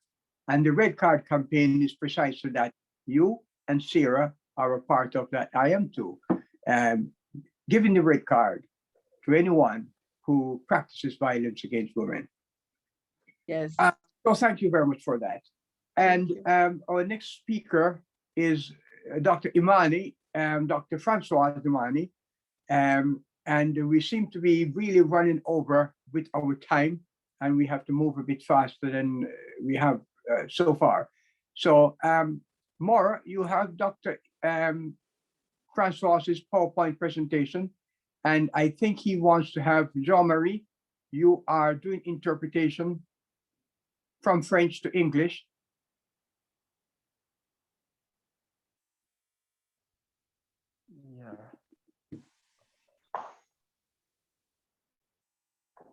Yeah, good evening to everybody. Good evening, Dr. Francois. Yes, okay. Here,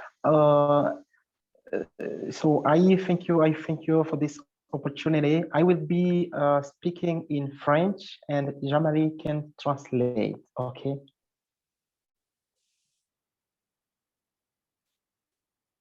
Jean-Marie, have you clicked onto the French interpretation? Okay, good. Yeah. Ok. Alors, donc je dis grandement merci pour cette opportunité.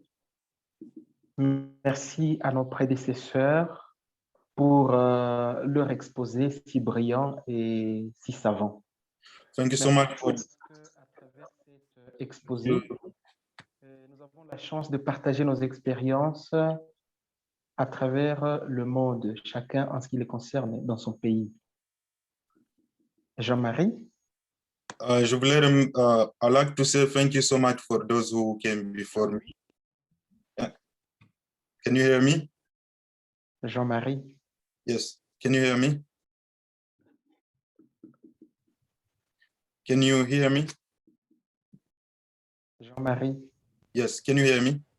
We have have you clicked onto the French? Yeah, I have it in. Clicked onto it, and you will see all of the options. Then you click on French. Yeah. Is this working? I click on French. French. Okay. But I don't think the speaker can hear the interpreter. Okay, let me hear you speak, John. If not, Jean-Marie? yes, go ahead. Yes, Yeah. we hear you. Okay. I don't know if Jean-Marie is following us. Okay, I'm gonna read my presentation, please. Yeah. Okay, so I'm Dr. Francois Imani, an attending physician at Nyabibwe Hospital Center. I'm from DRC at the eastern part. I'm also a member of Hope and Health Vision Association in DRC. So since the start of the COVID-19 pandemic, so far 3 May 2020, DRC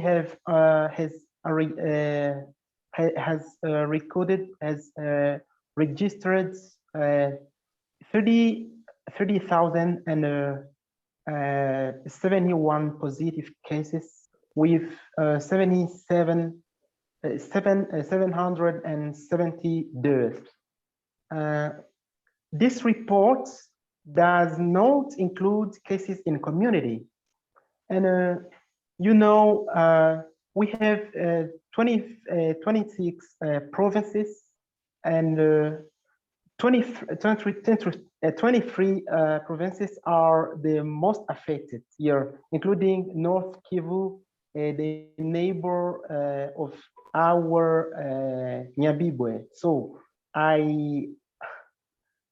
I treat patients in a small hospital in a group of villages called Nyabibwe. So Nyabibwe population make a lot of trips to North Kivu for various reasons, including university, market, trade, agriculture, and healthcare. So this makes the Nyabibwe host population very vulnerable and exposed to COVID-19 contamination. Recently, we had a community awareness campaign against the spread of COVID-19 in Nyabibwe. And here we thank our partners from United African Congress and give them a hand. Yeah. So we taught to our population about barrier measures, including wearing masks, the hand washing, how to wash their hands, how to greet each other, and we finished with a psychosocial support. Yeah, this is a model proposed by Judy, Dr. Judy Kuriansky. So also we have built for the population the hand washing station. What am I going to say about the COVID-19 vaccine in DRC? We know that on March 2, 2021, 1 year after the start of the COVID pandemic, the DRC received more than 1.7 million doses from of the AstraZeneca vaccine. And it's planned to vaccinate 20% of the Congolese population. And this is the target. So there is a target population, including the care providers, the people over 50 years old, the people suffering from comorbidities, and other workers. So this is the first step, the first phase of vaccination, which take a target population of 4 provinces most affected by the pandemic. So Kinshasa, the capital, North Kivu, and Congo Central. So, and the campaign was launched in Kinshasa on April 19. So let's note together that from April 19 to May 3, they have already vaccinated 4,331 people, an average of 2,089 people per day only. So this is insufficient.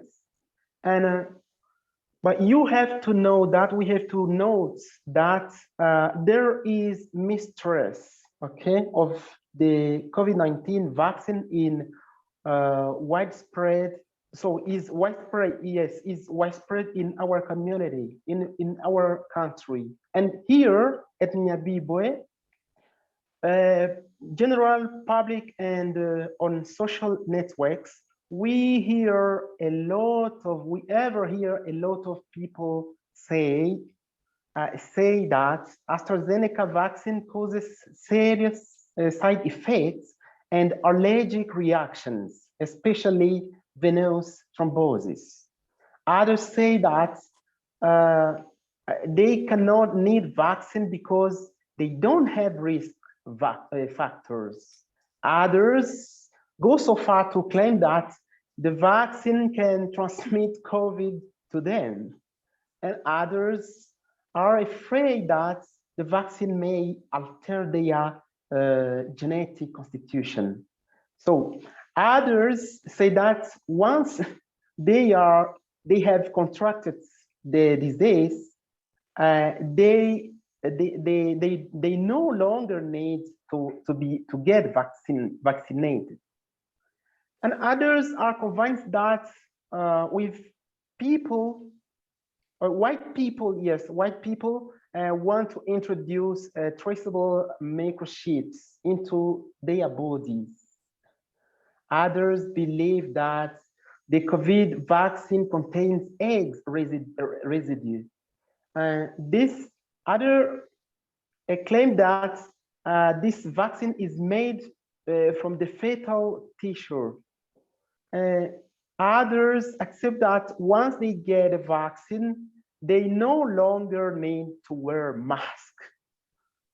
Others accept that this vaccine will make them sterile. Others accept that COVID-19 is less dangerous than its vaccine. And others say that vaccines are not safe because their production has been rushed. So in conclusion, let's note together that per day in Kinshasa, only an average of 280 people are vaccinated in comparison to other countries, in comparison to other capitals. It's little. Yeah, many people will not be vaccinated. Hence, the needs and the urgency of a good community awareness campaign and a good training of caregivers, yes, for safe and rapid vaccination. I say thank you.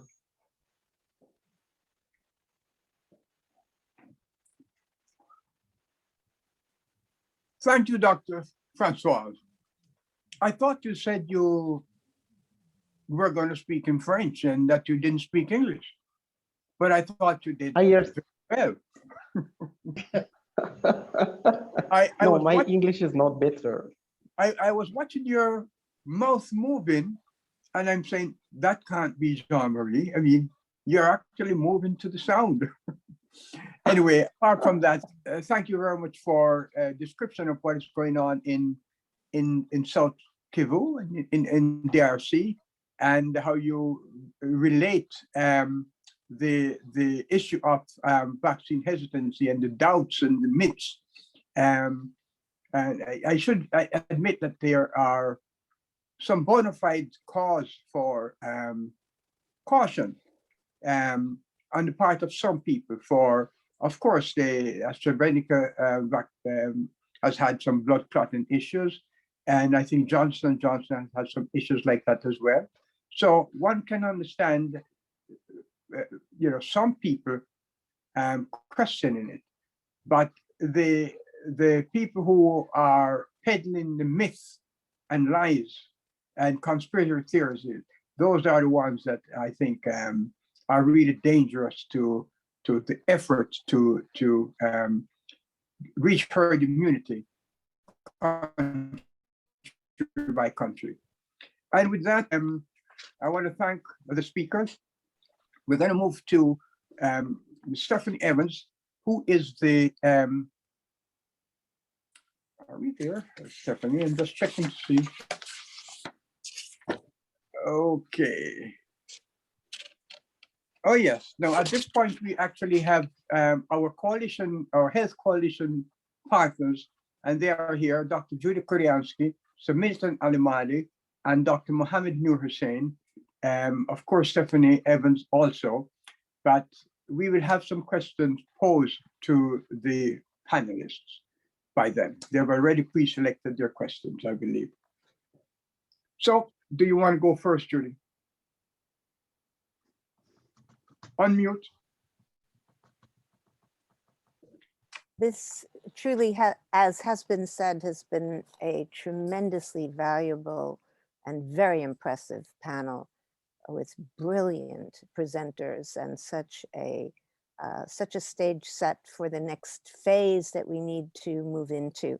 As a psychologist, I want to first address the issue of vaccine hesitancy from a psychological point of view, and picking up on what Dr. Francoise was just mentioning very validly about the need for the community awareness, and secondly, for engaging those who are the anti-vaccination persons who are most promoting the negativity and all the conspiracy theorists. So psychologically, I think we need to approach those people on the community level, and we need to use a technique that in psychology is called compassionate listening, which is to get to the bottom of their reasons for promoting their point of view. Thank you, Dr. Baldi. You're shaking your head. You're agreeing with me, because people speak what they fear. And so if we are going to change the minds and therefore the behavior, thank you, Dr. Baldi, for saying mindset of the people, and then their behavior, we need to understand why they feel that way and listen to them. If we just tell people you are wrong and try to correct them and confront them, they become defensive. If we involve them to find out what is behind what you feel, what are your fears, we will be able to get them to open more of their mind. So I think that is extremely important as a psychological principle. It's called compassionate listening and reflective listening, where we then say, oh, I hear you, I understand. And then you can present another point of view. And then to pick up on brilliantly, Dr. Francoise, bless you, because being part of your campaign and what we did in the Midway and everything has been such a pleasure. And then engaging the local people to be involved in this kind of communication. And we will do that in Namibia. The last thing I want to say before I pose my question very, very quickly is another psychological principle is that we are all suffering from post-traumatic stress of some degree, even if not clinically, with regard to this ongoing campaign, this ongoing pandemic, and what's happening in India and Brazil and other places where there are spikes. And so I just want to mention, besides, thank you, Ambassador Y, your appreciation of physical distancing versus social distancing, because social connection is what we need. The other principle is post-traumatic growth. that we have an opportunity to reimagine, Dr. Baldi, again, what you said, what the health system and the community reach out and engagement looks like. And so since, Dr. Baldi, you have shaken your head in agreement with me, I'd like to ask why you agree with these psychological approaches. Unmute, Dr. Baldi. Okay, thank you very much, Dr. Judy. The reason why I really agree, it's first and foremost, I work in the communities. I do community development, and that involves behavior change on like whether it is on health promotion or also, as I said, the gender equality. So I really embrace different different subjects. Then unless people are aware first of what is wrong, there will not be a change of the paradigm, because we are dealing with a paradigm. Then for us to be able to shift the paradigm and get where we need to be, then we'll need to work with the people who are involved. So, and also when you look at some communities, and especially for us as the Black community, our culture and customs plays an important role on our daily beliefs and which translate then on our behavior. Then if we want to move from A to B, then we need to be working closer on with people, and also, as we said, change the paradigm. So that's why I've been shaking my head. Okay, thank you. Yeah. Thank you so very much. Our next member of the Health Coalition, Dr. Nurhussain. I don't see him. Oh, there you are. Okay. Yeah. Wow, that was quite an incredible program. I really thank the participants for covering the COVID-19 in all its various aspects, and the vaccine and hesitancy and so on. The COVID-19, if anything else, really, brought to the fore the daunting task any of the low-income countries face, and it has exposed the pre-existing disparities in health and in every other area of economic activity among the poor. They're the ones who actually got sicker and died in more numbers than their otherwise better,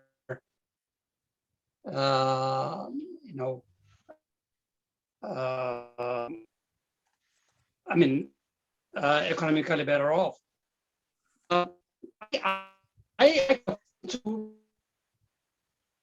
Dr. Nurhussain, we keep losing you. You're going in and out and in.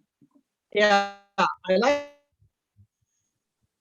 to move away from emphasis on hesitancy, so that it's not the main message that goes out of here.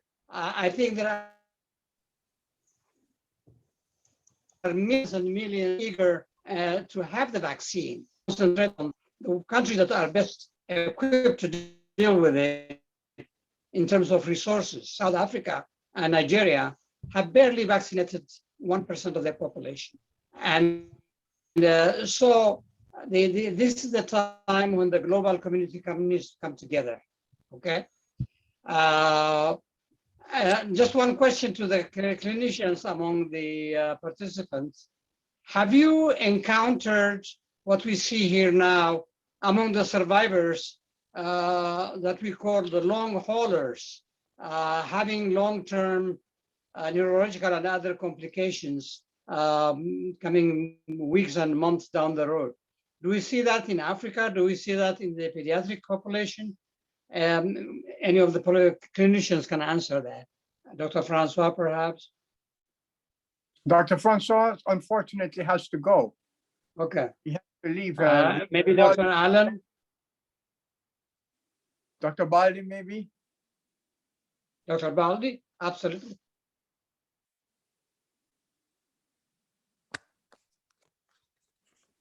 I'm here.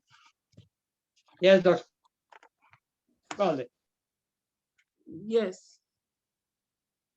Repeat the question. Can you please repeat the question to me? Actually, here in the States, we are encountering people who survive the COVID-19 acute phase, and weeks and months down the road, develop severe neurological and rheumatological problems. That some of them are, incapacitated. So, do we see that in cases? I was hoping to hear from Africa if there are any of those that we see. We call them long haulers here. I mean, they are there with the disease for a long time. Okay, thank you very much. I wish that my fellow clinicians were here to build more on what I would say, because I'm also work on project development and broadly on public health and prevention, not really on the first-hand frontline worker at the clinics. But from what I have witnessed in Guinea, and also I was in Senegal, and also so I'm just giving you like a second-hand information from my fellow colleagues who work at the clinics. But so far, we have not really noticed from my information such side effect here from what I've seen.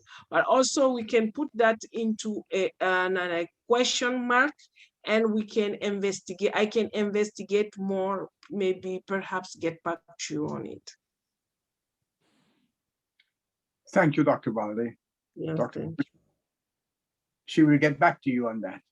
Or get back to I would suggest. Yes, exactly. Okay, the next questioner, Milton Alimari, publisher of the Black Star News. Milton, your turn. Yep, thank you. Thank you for all the panelists for the very impactful and useful information. I know our time is limited, so I'll try to summarize a lot within a minute or so.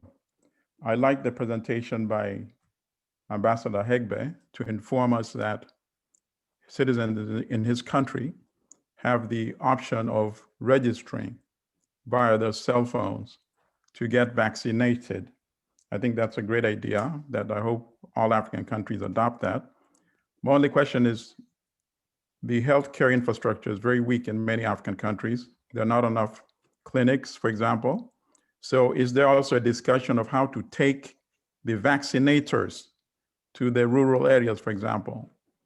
Is there a way to rally, mobilize armies of vaccinators who are actually going to go to remote places throughout Africa? For Dr. Francis, I wonder, is the Ministry of Health using radio and TV to try to provide accurate, reliable information to the citizens in the rural areas to dispel some of the misinformation and ignorance that is out there? For Dr. Baldi, you spoke about gender equity, the importance of gender equity. Is there any evidence already that is coming out to show that women are being discriminated when it comes to access to getting vaccinations? For Sarah Branco in Brazil, we are very, very disappointed by the way African Brazilians are abused. It's not only the discrimination when it comes to the COVID pandemic, the police brutality, for example, directed toward African Brazilians, it's 10 times worse than here in the United States. So we are very, very disappointed. What can outsiders do, if any, to try to alleviate conditions for African Brazilians? And this one is for any one of you. In the United States, places like Virginia, for example, are introducing incentives to get people to be vaccinated. I think they've introduced a $100 savings bond to try to encourage people to get vaccinated. any African countries or even Brazil introducing these type of incentives to let people be more willing to be vaccinated. And this is also for any one of you. In the past, even now, if you're traveling to a country, in order to get a visa, you need to get vaccinated for yellow fever, for smallpox, for cholera, and all of that. So do any of you also think it's a good idea for people to be vaccinated for COVID-19 before they are granted a visa to travel to other countries? And then finally, for Ambassador Awai, and to any one of the ambassadors, we have heard overall the number that the people that are vaccinated so far are abysmal compared to the population, total population of Africa, a continent of 1.37 billion. How can you be talking about a few thousand people being vaccinated, or 218 in Kinshasa? This is preposterous.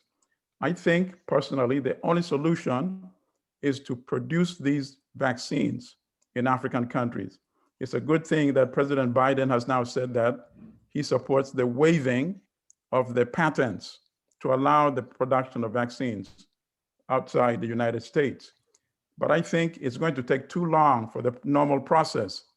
Might Ambassador Awai and his colleagues consider getting together with their respective presidents and having all the 54 presidents make a collective appeal for an expedited process to waive the patents, so that by next month, South Africa, which has factories, can start producing vaccines. Kenya has industries, can start producing vaccines for East Africa. Nigeria can start producing vaccines for West Africa. It seems to me that that is the only solution. Otherwise, it may take 5 to 10 years to vaccinate 1.37 billion people in Africa. Thank you. I like your questions. I like how you pose them. Very informative questions, Milton. Now I'm interested to hear the responses. I am, Mr. Chairman, thank you so much, Brother Milton, for posing that question. And I'm sure my colleagues will also chime in on it. I don't know if many of you know that there were Africans from the diaspora who were involved in the creation of these vaccines. Just think about that. But they are all here. They are working for these multi-scientific companies. Right. And these are talents from your own sons and daughters of the continent, just like people like yourself. And what some of us who are diplomats have always said and continue to say, wonderful that you guys have all of these wonderful talents and expertise. I think the challenge we all face, and I think our distinguished Professor Dr. Judy Koriaski stated about compassionate listening, local engagement, and that brings about growth. Africa's CDC cannot in any way compete with the CDC in the United States. That's absolutely out of the question. They have more resources. They have more access to so many things. But look at what we have. We have people like you. We have friends. Why not begin to mobilize the collective talents and resources of our own people in a very, very pragmatic and professional way to go to the CDC. By the way, let the record be clear. African CDC was not discovered by CDC in Africa. It was discovered by you, the diaspora in this country. When we raised the issue following the Ebola epidemic, they say, oh no, you can't call it up, but it was our idea. So I am absolutely confident that African leaders are coming together. They cannot compete, even in purchasing. That's why CDC is there, to encourage African governments to come and do group purchasing, because there's no way you're going to compete with the multi-zillionaires. So how about bringing about an amalgam of our talents and expertise on a comprehensive development of scientists to go to CDC, say, hey, we got some. The question is not finding the money. The question is in collaboration and cooperation. And I believe, don't leave the Caribbean diaspora out of that equation also. They have a valuable role to play. We have 54 countries, billions of people. Look at the numbers we're getting from DRC, the numbers we're getting from my country, the numbers we're getting from Togo. Far below what we can do. But if we came together so that we do not have to induce the competition between respective countries, I am absolutely confident that Africans who are currently have been involved in the development of that vaccine, if there's compassionate listening among you, the diaspora constituencies, in a formidable, creative way, some of us in the diplomatic community, we talk to our leaders. Your sons are ready to help. I yield back, Mr. Chairman. Thank you, Ambassador Y. Thank you. That your passion for what you believe in is just unbelievable. You said something about the African CDC. I remember in 2014, Dr. Nursain, you and I were invited to the Office of the Secretary General to make recommendations to him and to his office as to how to approach resolving the Ebola epidemic. And we went with a paper, and one of the items on that paper was, you must organize an African CDC. That was one of our main suggestions, and I'm happy to see that that has been happening. I have to comment on our interpreter in Portuguese, from Portuguese to, and she's been doing this now for over 2 hours. She's been speaking for over 2 hours, and it is difficult. Those of us who know how interpreters work at the United Nations, they work in pairs. There are two, and none of them go longer than, I think, half an hour before they rotate with another one. And Rachel here has been on for over 2 hours, interpreting everything. Thank you, Rachel. I'm on webinar.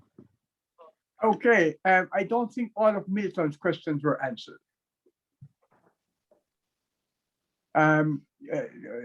Ambassador Y did very well, I think, responding to one question, but perhaps we can move ahead.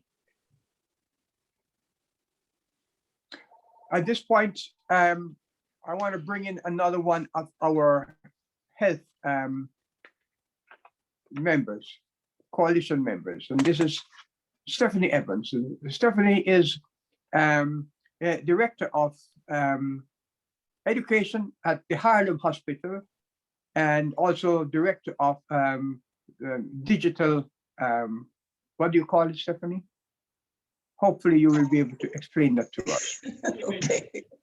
I am professor of medical imaging and I'm a health educator for, yes. That's correct. And she's the executive director of the Give Them a Hand Foundation. And Stephanie, you had Okay. some summary.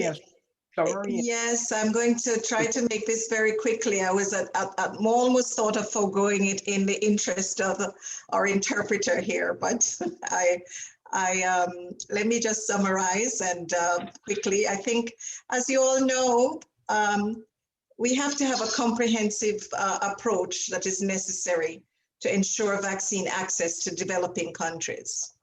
While collaborative efforts such as the ACT Accelerator and its COVAX initiative, which is to ensure rapid access to vaccines for all countries regardless of income, there are still gaps that are there, and these are not enough to meet the demands of the developing world. What are some of the challenges in the developing world? One, of course, availability. As you know, many of the developing world would have received vaccines from India and other places, as Milton expressed, thanks to the Biden administration looking at the patents and property rights. The other is the cost. The other piece of it is the logistics and infrastructure challenges and the barriers to local distribution and production. For example, I think Milton also mentioned that there are countries that could make their own vaccine and have the infrastructure, but we have to bridge the issue with the property rights. The other issue is the lack of trained personnel, even when vaccines are available, and inadequate storage, and I'll use an example, and the tracking mechanisms. Based on the current trajectory, though, mass immunization efforts to the developing countries could be delayed up to 2024. This, of course, would prolong human and economic suffering. But there's a bright spot, and we're going to look at some of the recommendations. Countries require the necessary infrastructure to receive and administer the vaccine. The current mRNA vaccine developed by Moderna and Pfizer and BioNTech, they require, for example, a continuous cold chain for distribution. Moderna requires a -20 degrees Celsius for shipping and storage before dilution, and Pfizer goes down to -70 degrees.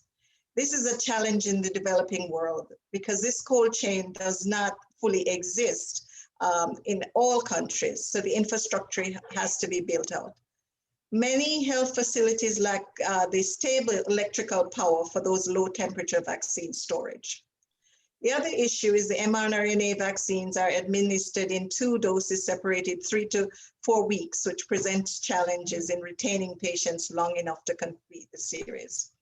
One of the better hopes was the J&J vaccine, which offers 1 single dose and not as much need for cold chain storage.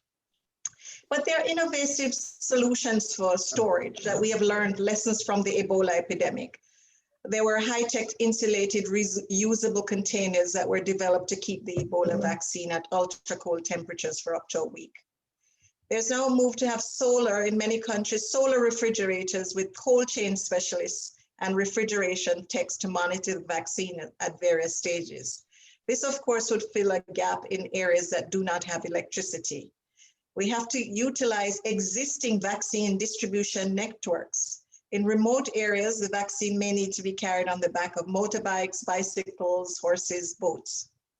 For example, in the Sudan, which has limited electricity, where only 28% of the population is connected to a power grid, there have been installation of solar fridges in more than 700 health facilities, and thousands more solar fridges are being installed. The WHO is looking to approve large cold storage rooms, and that will be approved soon, but we have to map out available resources across the developed world for hospitals, private labs, and building infrastructure. Of course, we heard a lot today about the denial, the stigma, the misinformation, which can impact vaccine acceptance. For example, there was a 56% vaccine acceptance rate that was reported in the New England Journal of Medicine for adults in the DRC. Moving forward, we suggest a rational vaccine delivery system that reflects the realities of the developing world, where there might be inadequacies in some of the healthcare systems. limited public health infrastructure, long travel distances, and where there are health and public health workforce shortages. We also need to provide evidence-based, nonpartisan information on vaccine safety, physical distancing, and wearing masks, like what Dr. Francois talked about in the DRC. So the recommendations are that public health institutions, government, private companies, civil society, and community stakeholders and opinion leaders must develop evidence-based strategic communication to debunk misinformation being disseminated on multiple platforms, including social media. That COVID vaccine messaging should leverage existing structures and use lessons learned from past vaccine hesitancies like polio and measles. We also need to utilize the thousands of trained health workers who are involved in implementing HIV and Ebola for scaling up COVID-19 vaccine education and delivery. So the role also that Milton mentioned, we should utilize the role of digital tools across the developing world during crises like this and pandemics, especially during lockdown, to inform. We need to engage communities on vaccine education and messages. Communities like to hear messages from trusted messengers and from people with whom they identify. So in summary, equitable vaccine distribution is important for the developing world to stop the acute phase of any pandemic and allows the rebuilding of the framework of the society and its economics. So we need to support multi-level frameworks for vaccine distribution, provide a framework for prevention and crisis response utilizing technology, and promote country-driven, local context, grassroots education efforts utilizing resources that are local. So for effective delivery, we rely on strong health systems and access to vaccines, health education, and prevention messages. Thank you. Mr. Chairman, I wanted to prevail upon your indulgence to make 3 quick points, if you will allow me. Please go ahead. Point number 1.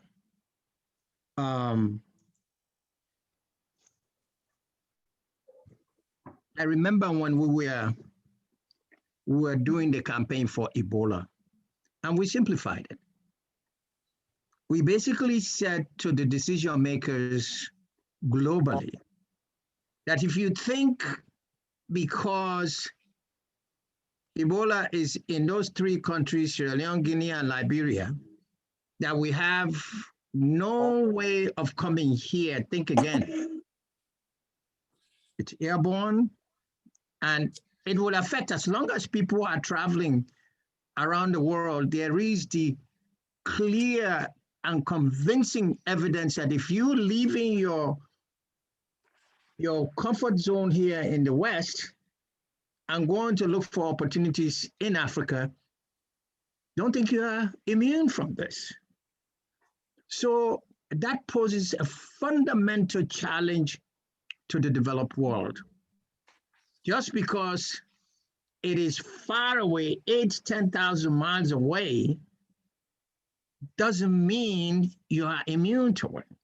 So it would it really would be compelling for them, for the world, the rest of the world, to see this collaboration to not just be between the industrialized countries of the world, but integrate the African experience. And what is that African experience? Our population is almost over 1 billion. But look at the numbers of COVID-infected people around the world. In Africa, we have done a little bit better than most. Can you imagine if this collaboration involved what are the best practices? What is keeping us from having these numbers low? So Africa has a lot to contribute to this, and it is through this collaboration and cooperation, and if I could use Dr. Judy's word, compassionate listening, that we are going to make progress. And finally, Africans are not very afraid of vaccinations. We have a history. Polio, smallpox. All of us grew up from that. I think that's why we have, in our country, we have involved and engaged the faith base, the grassroots, all of the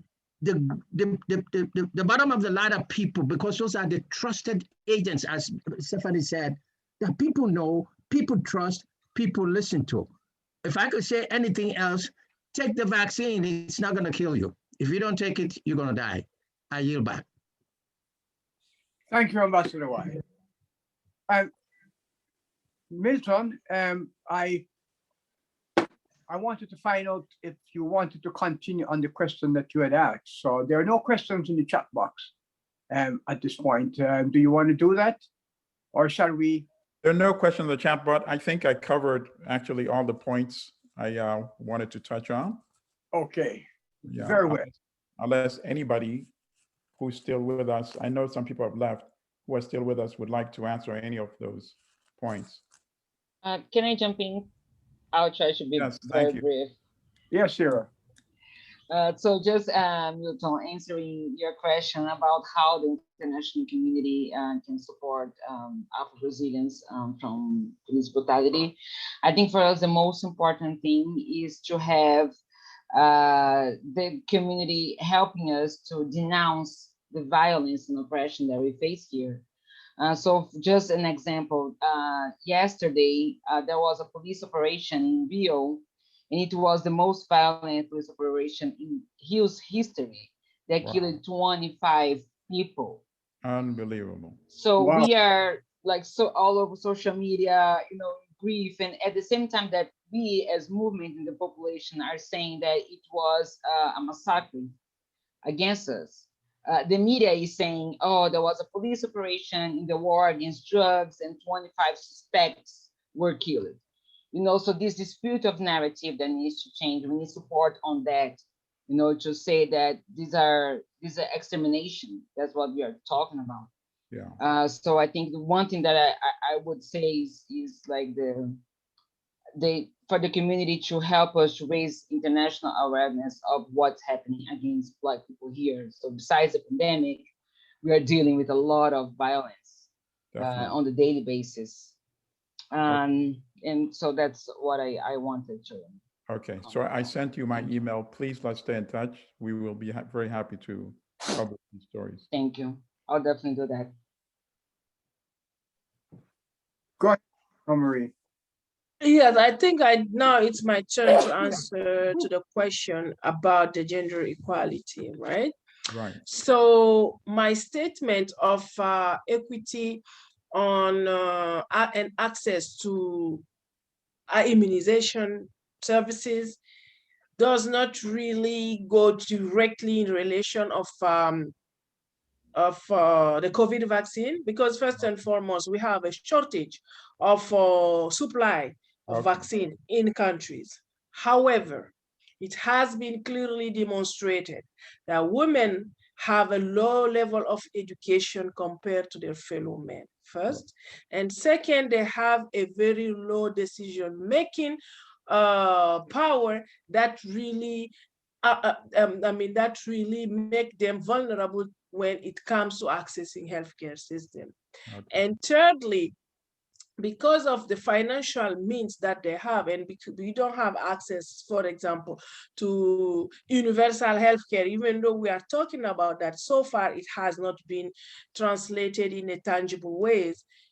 These are areas really which will indirectly or directly impact women again in accessing or the COVID immunization. Not to say the misinformation and also the heavy care that they are, caregivers are women as everywhere. And those unpaid hours of work that they face sometimes make them really vulnerable when it comes a pandemic which is as high as COVID-19. Okay. Okay. All right, thank you. Dr. Neuerstein. Yes. Milton. Dr. Judy. I think Jean-Marie wanted to say something.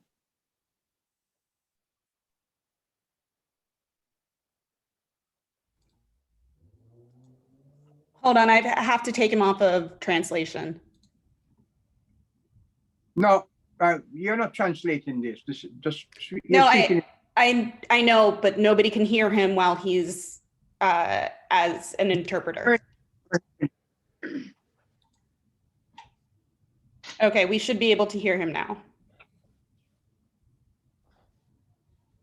The government in Congo is using radio and TV.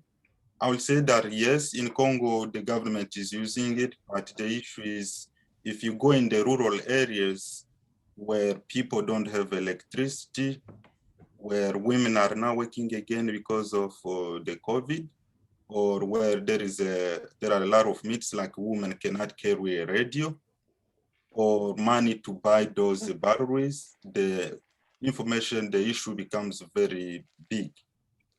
Also, I wanted to comment about what you said about the vaccination card. I think that if we accept it as a good idea, it's going to discriminate against those who don't believe in vaccine yet, or those who are not vaccinated. So like in Congo, where they are projecting only 20% of the people to be vaccinated. So that means it will discriminate the 80% to travel to other countries, especially women who travel to Dubai to get the goods or the business, and those who have different background of religion. Also, another issue we have in Congo, I like to comment is, when I was at school in Congo, we believed more in science, American science. One of our professors used to say that to get a medication certification of something, a medication has to be approved by the USA. So the scientific and medical doctors are saying, why should we accept AstraZeneca that the US declined, the Canada declined, that created many problems in Europe. Can we get like someone from the CDC or from the US who will say, no, we did research this vaccine, even if we didn't approve it, you can use it. Yeah, thank you. So people are very smart in Congo. Oh yeah. Thank you for that. Okay. I think it's time we wrap this up. Right now, we're just chatting because the program should be over, and it doesn't seem like anyone is really anxious to get out of here. We need to spare Rachel, who is interpreting, yes, of course. For almost 3 hours now. Yes, please. But what I wanted to say is that Dr. Nursain, Milton, Dr. Judy, and I, and Stephanie, as we've had a history of supporting people who are disadvantaged in different places, we need to take a closer look at what's happening in Brazil, yes, and see what we can do about that. Yes. Dr. Nursain, Ambassador Silikwai, and I, we went to the Commission on Human Rights at the United Nations with a case of injustice against a certain group of people by a country. And we went, we presented our letter to them, we sat with them, we talked with them, and at the end, the act that was being perpetrated on the unfortunate victim was stopped. So it may not have been stopped forever, but let's say it was halted for a period of time at the full meeting of the Human Rights Commission. So we struck some sort of a success there, and we can take up a lot of other issues as well. Anyway, I think it is time we wrap this up now. And I'm not going to be asking for last comments from everyone because we have a lot of people, and if each person speaks for 3 minutes, and we are here for another 40 minutes. Right. No, one quick comment, actually, that was not mentioned earlier. Because of the shortage of vaccine, and I think Milton put it, in the proper context. Talk about 5,000 here, 10,000 there. in a continent of 1.6 billion people is really negligible. So in the absence of this, there are fake vaccines being promoted in some parts of Africa. And there are also fake remdesivir and you name it, and hydroxychloroquine selling for thousands of dollars. I know people told me from Ethiopia that they bought hydroxychloroquine $1,000 worth. So these are unverified drugs or expired drugs or false drugs. This is another big issue. This is pre-COVID itself, for any antibiotics are being sold that are not appropriate for consumption. So the problems are huge. Huh? Okay, let's keep brief now. Okay, very brief. Very briefly, I want to answer that. I'm glad you brought that up, Dr. Nur Hussein, because Sadiq was friend who is very involved in counterfeit pharmaceuticals in the cotton tree company that he has, is extremely interested in having a partnership with an education campaign about this. So I think we need to include this in our work together. And my last point is that given what we have created here, thank you, Ambassador White, for bringing your friends from Togo and Mali together. We have a real partnership here in SDG 17, and we need to continue this with civil society and the governments to address these issues of education. Bless you all.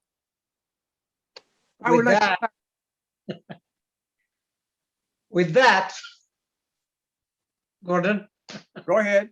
With that, no, that's the final word. Oh, with that, I would like to thank all of the speakers for their respective presentations. I would like to thank the ambassadors. The ambassadors usually attend a meeting, and after they have spoken, they get up and they leave. These ambassadors have stayed with us throughout the entire program. We appreciate it. You have shown the value of what we are saying by what you contribute to it with your time and your words as well. Thank you. I also want to thank Sarah, Dr. Rogi, Hiwati, who has left, and Dr. Allen, who all spoke very well, gave us a lot of information, and that we can dispense to our respective communities. And we will certainly be doing that when we have the video prepared. We will distribute to you, and it will be on YouTube, and you can share it with your friends. I believe there's a lot of value in what we have delivered here today. As I said, we have learned a lot about the challenges that are faced in the developing world as they're coming to grips with the pandemic. I mentioned earlier that the COVID-19 does not stand still. One thing is for sure, if the virus is in the Arctic, it will get to the Antarctic. So it is our job to make sure that we can stamp out this disease in every part of the world before it overwhelms the perceived safe havens. There are no safe havens against this virus. It must be stopped, and we must all play our part. So thank you all very much. And thank you, Rochelle, for this outstanding work that you have done. I can see in you that you're not just doing a job. I can see you really believe, and you're going the extra mile for doing something that you know will benefit your people back in Brazil. It is very clear from your face. I know the pain that you're having. Thank you very much, Stephanie, for your summary. Milton, Dr. Judy, Dr. Nurasane, thank you. You've all contributed very well to this. And Maura, thank you for managing the technical aspects and everything else. Thank you. And And we will Kuda for continue being to talk. We will continue to speak and see how we can move forward to help each other reach our objectives. And with that, I want to hear Keep Hope Alive. Or, no. Judy. Hope is alive. Hope is alive. Go with it. Hope is alive. Hope is alive. And Is this the is song by My brothers and sisters, we've been through so much, seen so much, and felt so much. But even though the road ahead may look rocky, let us all remember that we are survivors.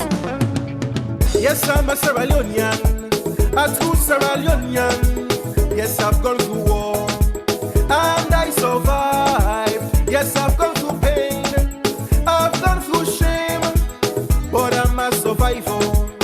So I survived. Now there is Ebola threatening my nation, a silent killer with a mean spirit to break us apart, to keep us apart.